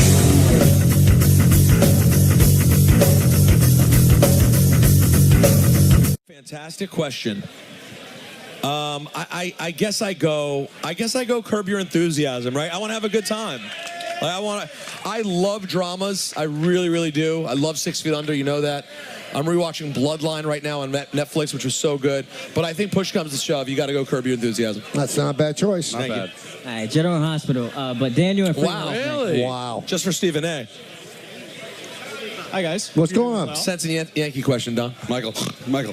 So, Don, I actually had asked you this following the Beach Bash last year, and you said that we can get into communication. Unfortunately, we weren't able to, but I hope we can extend that leg of communication again. Okay. I'm currently a junior at Penn State University. Wow. I'm a broadcast journalism major. Nice. We are. I'd like to know from either one of you, what's the one biggest piece of advice that you have for somebody who wants to end up doing what you guys are doing today? Should I start? Well, being an Nepo baby helps. Wow, it's a great call. I'm not sure he is. I think the best piece of advice that I always give young aspiring broadcasters, anytime you could get on the air, do it. Whatever spot, whatever slot, whatever time. You need repetition. You have to get on the air constantly. The smallest station, the most remote place. You do it, and you do it over and over and over again until you get right. So that's the advice I can give you. And also, never, ever, ever punch a clock. You work as hard as you can. You work as long as you can. The one that works the hardest and is there all the time will be noticed when there's a shift that's opening up. Yeah, that is generally how I've seen it work, too. I mean, it's a different era right now. None of us came up in a time when the internet was really a thing where you could just create your own show. You know, you had to, like, just find gigs. So it is a different situation. But I do generally say my 2 pieces of advice are, one is the same thing Michael said, just get in somewhere and be willing to do absolutely anything. And to me, the big one I always say is pick a very specific thing you love and pursue that. I hate to say it, but too many people I meet are like, oh, I love doing this, and I love doing that, and I love doing this. I'm like, yo, well, you got to pick the one that you're best at and go for that one. And then maybe other things can sort of unfold later. And just be yourself. I know it's easy in this business to try to copy people that have been successful, but just find your niche and just be you. That way, if you fail, you could say, listen, I tried to be me, rather than trying to be something that you're not. Always just be true and honest to yourself. And if it's a talk show, just always have an opinion on everything. Be opinionated, stand by your opinions, don't be soft. And that's probably the best advice I can give along with everything else everybody else said. So let me give you a little tryout here. Why can't James Franklin win the big games? Why can't James Franklin win the big games? Well, I mean, Ohio State and Michigan, right? Those are the 2 biggest opponents that we have. They're also historically good franchises. Unfortunately, they right now have a little bit more of a leg up than Penn State does, I guess, when it comes to recruiting. I don't know, maybe it's a little bit more of the environment. Personally, I think that Beaver Stadium is one of the hardest environments to play in. So I'm very surprised that unfortunately these recruits aren't coming through. I mean, there was a running back recruit that just flipped to Auburn. Very unfortunate, but we landed another 4-star right after it. You probably don't have the NIL money the other teams have. That's also true. Who's going to pay more? A team in the SEC that's located in the South, or a team that's in the middle of Pennsylvania in the Big Ten? Right. Well, enjoy the season and good luck with your career. I appreciate you guys. Thank you very much. Good luck, man. After the Sandusky scandal, and then obviously what happened with Joe Pa. I didn't know that they would ever function again have a question. as a school. And the fact that they've been able to kind of get off the mat from that, right? I'm shocked. I thought they were done. Because remember, they weren't anything before Joe Pa got there. Right.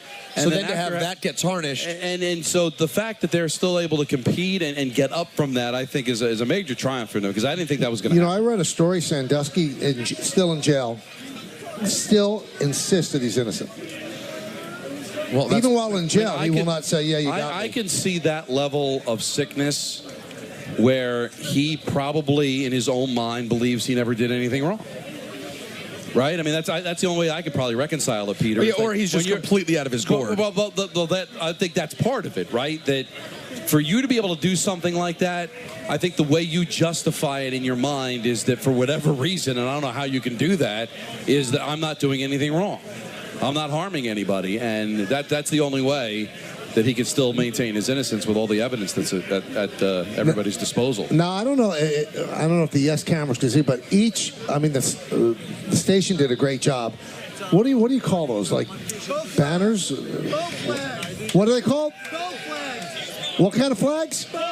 Bow flags. They're Okay. called bow flags. And they have all of our, what we've done in our career and our picture and whatever. The thing that's scary to me, the picture they use for me is AI generated. They all are. Not all of them. No, they Ricky Pietro's not. No, you're right. Michael. No, I think I know mine The one on is. the other side of mine is not Rick. AI. Oh yeah, it's just the Michael. It depends which side you see. Yes. And you know what? I prefer the AI because I'm a really hideous person. Well, and that looks good. Why do you say you're hideous? Because I have a mirror. Because his dream in life, Don, is that the crowd starts chanting that he's beautiful. Chant, I'm beautiful. All right, Ty, you got another question? All right, this is for Don, and it comes courtesy of Brian in Harlem. Don, you've got to answer this question once and for all. Come on, show me something, as you would say. Here it comes. Hey, y'all, first time. Thank you so much. What's up, Bri? Don, you've been asked several times, and you've not answered. Don, why do you love Portland? Oh, wow. Wow. Lift it up and show it to me. Yes, sir. It's not time. It's not time? It's not time. Hey, you can boo me. It's deserved. I will announce it at some time. How about the whole the misunderstanding on Yes? Somebody told me where Cone thought that Walt Clyde Frazier's nickname was Clyde the Glide. Yeah. And I didn't correct him. Wait, when was that? A couple of games ago. Oh, it's unfortunate. Yeah. Here's your chance to score a pair of tickets to the Yuengling Party Pavilion at Citizens Bank Park when the Yankees take on the Phillies on July 30th. All you have to do is be caller number 8 right now at 888-987-ESPN to win. It is brought to you by our great friends at Flight by Yuengling, the next generation of light beer. Don't just raise a glass, raise a flight by Yuengling. We're not done yet, Don. The segment's not over. What are you doing? He's so concerned about his song. You know what I I'm mean? just trying to get everything ready. Are you going to tell us what song it is, or are you just going to go into it? I'm going to go into it. All right. Isn't that what I usually do, Peter? Yeah, out of the break. All right, Ty, what do you got? One more special one for you, Michael. Okay. Oh, yeah, I'm excited for it. This comes to us from Louis in Massapequa, and it's very, very timely, so I want you to pay attention to every single word. All right, Louis. All right, Massapequa Park. So, Michael, I just wanted to say you're not the best broadcast team in New York, but you're the best in the country. Wow. You, Paul O'Neill, and Cone are the best. SNY has nothing against you, baby. Well, How are you? There you go, David. Wow. You know what? beautiful. I just want to say on It's behalf. something. I want to say on behalf of my friend Michael and David Cohn, we God, sincerely I love appreciate that. Thank you. Now, who's that? Jimmy Carter? Or Oh, it's me, Paul O'Neill, Oh. voice of the New York Yankees. what does 45 think? I'm feeling very good today, Michael. Very good. Lots of energy. I'm energized. Beautiful. This portion of the Michael K. Show on 98.7 ESPN brought to you by Mercedes-Benz of New Rochelle, proud member of the Pepe Auto Group, the name you've trusted since 1968. How long have we been doing the show, Don? Since 1947. All right, so we're doing it since 1947, and I gave out the number to get tickets. It's not the same number to call. Every single time, they call the number. People don't listen. They listen, but they don't listen. So they don't They're listen. They're like kids. Yeah, you're right. You are absolutely right. You have one more, Ty, or not? Ty, you have one more? We got one more. Here's Dan in Jersey. Is he sober? Dan, I still have to listen to your. It's very good. Yeah, I got to listen to that. Very good. All right, so you guys have had a long, distinguished career interviewing a lot of great people. Damn right. If you guys had to pick one person from history to interview, who would you pick and why? You mean sports, right? Anything, any walk of life. Wow. I'd interview myself. No one better than talking to me. God, that's such a good question. It is true. So who is it, Peter? Who would you want to talk to? Number one in history. Oh man, it's Well, deep. I mean, Because Jesus got to be up there in the conversation. A lot of questions to ask JC. Dr. King. Mother Teresa would certainly be interesting. What would you ask? What would you get out of Mother Teresa? Why are you so nice? You'd have nothing. Awful. You wouldn't want to play, Bleep, Mary, Kill with Mother Teresa. Oh my God. No, that's then you would never get to meet JC then. I'm not meeting JC either way, Don. There's nothing I can do to meet JC unless I bump into him at the bodega. Why would he be at the bodega? Well, he could be anywhere, I suppose. But, I mean, in terms of the way Don means it, number one in history, I'll go Dr. King. All right. I'll go Dr. King. My go-to all the time, because I think he's one of our most interesting presidents, would be Teddy Roosevelt. I want to interview God. That's a cop-out. Why is it a cop-out? You got to give an actual person. You don't think God's an actual person? No. Because that never would be an opportunity. How do you know? Because what we're doing, I would think, is you're in a time machine. You're able to go back to a certain time. And be able God's to not going to be there. But how far are you going to go back? To the Big Bang? He's talking six guys. If we're going to go to the Big Bang, Kelly Cuoco. I knew it was going to be a Big Bang joke. You can't give one person. I struggled. Let me think. I felt the same way. People that I know, and he's struggling with this. This is odd. I do think it's hard, honestly. Because there's so many people. I mean, in sports, I would want to sit down and do a real long interview with Michael Jordan. What about Jackie? Wouldn't be on the table? Jackie Robinson? Jackie Robinson would be on the table. Babe Ruth would be on the table. Probably, hot dog in his mouth? Yeah. Probably FDR. FDR. So you're both going with Roosevelt's. Yeah. You know what? Maybe I take JFK. Why not? How about Marilyn Monroe? Hell of a life. And listen, Arthur Miller got her. I'd have a chance. You're comparing yourself to Arthur Miller or Jace? We have some things in common. All right, so Don's going to sing next, but first, Peter wants to tell us about Dodge. That's right, Michael.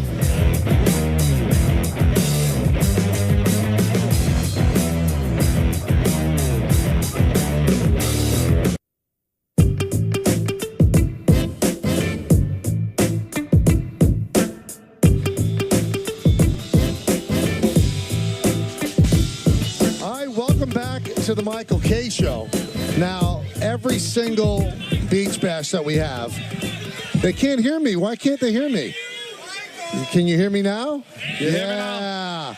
Every beach bash that we have, one of the highlights of the beach bash is that Don Marco LaGreca does a special song. And he's going to go with the Mark Ribbler Band, and he's put this together. He's practiced it.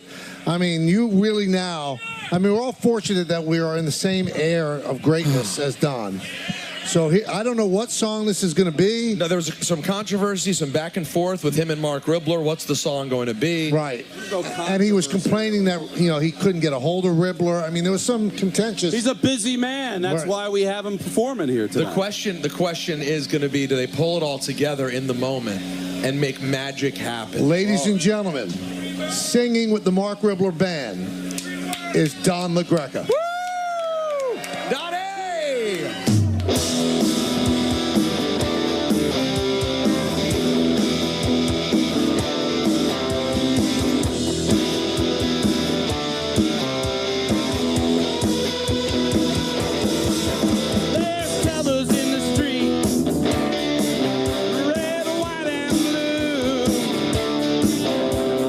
Shuffling their feet, people sleep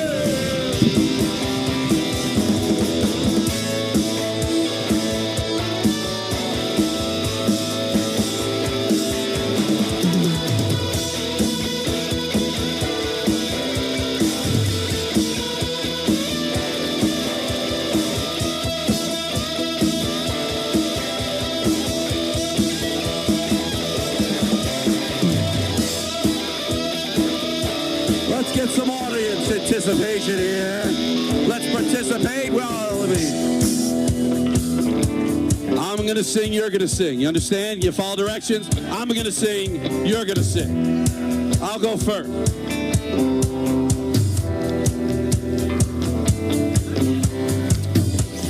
Keep on rocking in the K-World.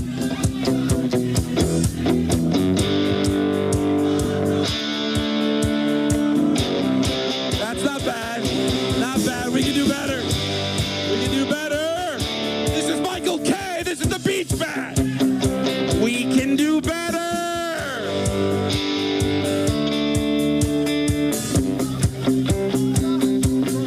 That's a wrap on the show for today and this week. Coming up next, our coverage of the Yankees and Blue Jays gets underway with Yankees batting practice today. For all of us here on the Michael K. Show, this is Chris Sheeran saying have a great night. Enjoy the game. We will see you Monday at 3 o'clock.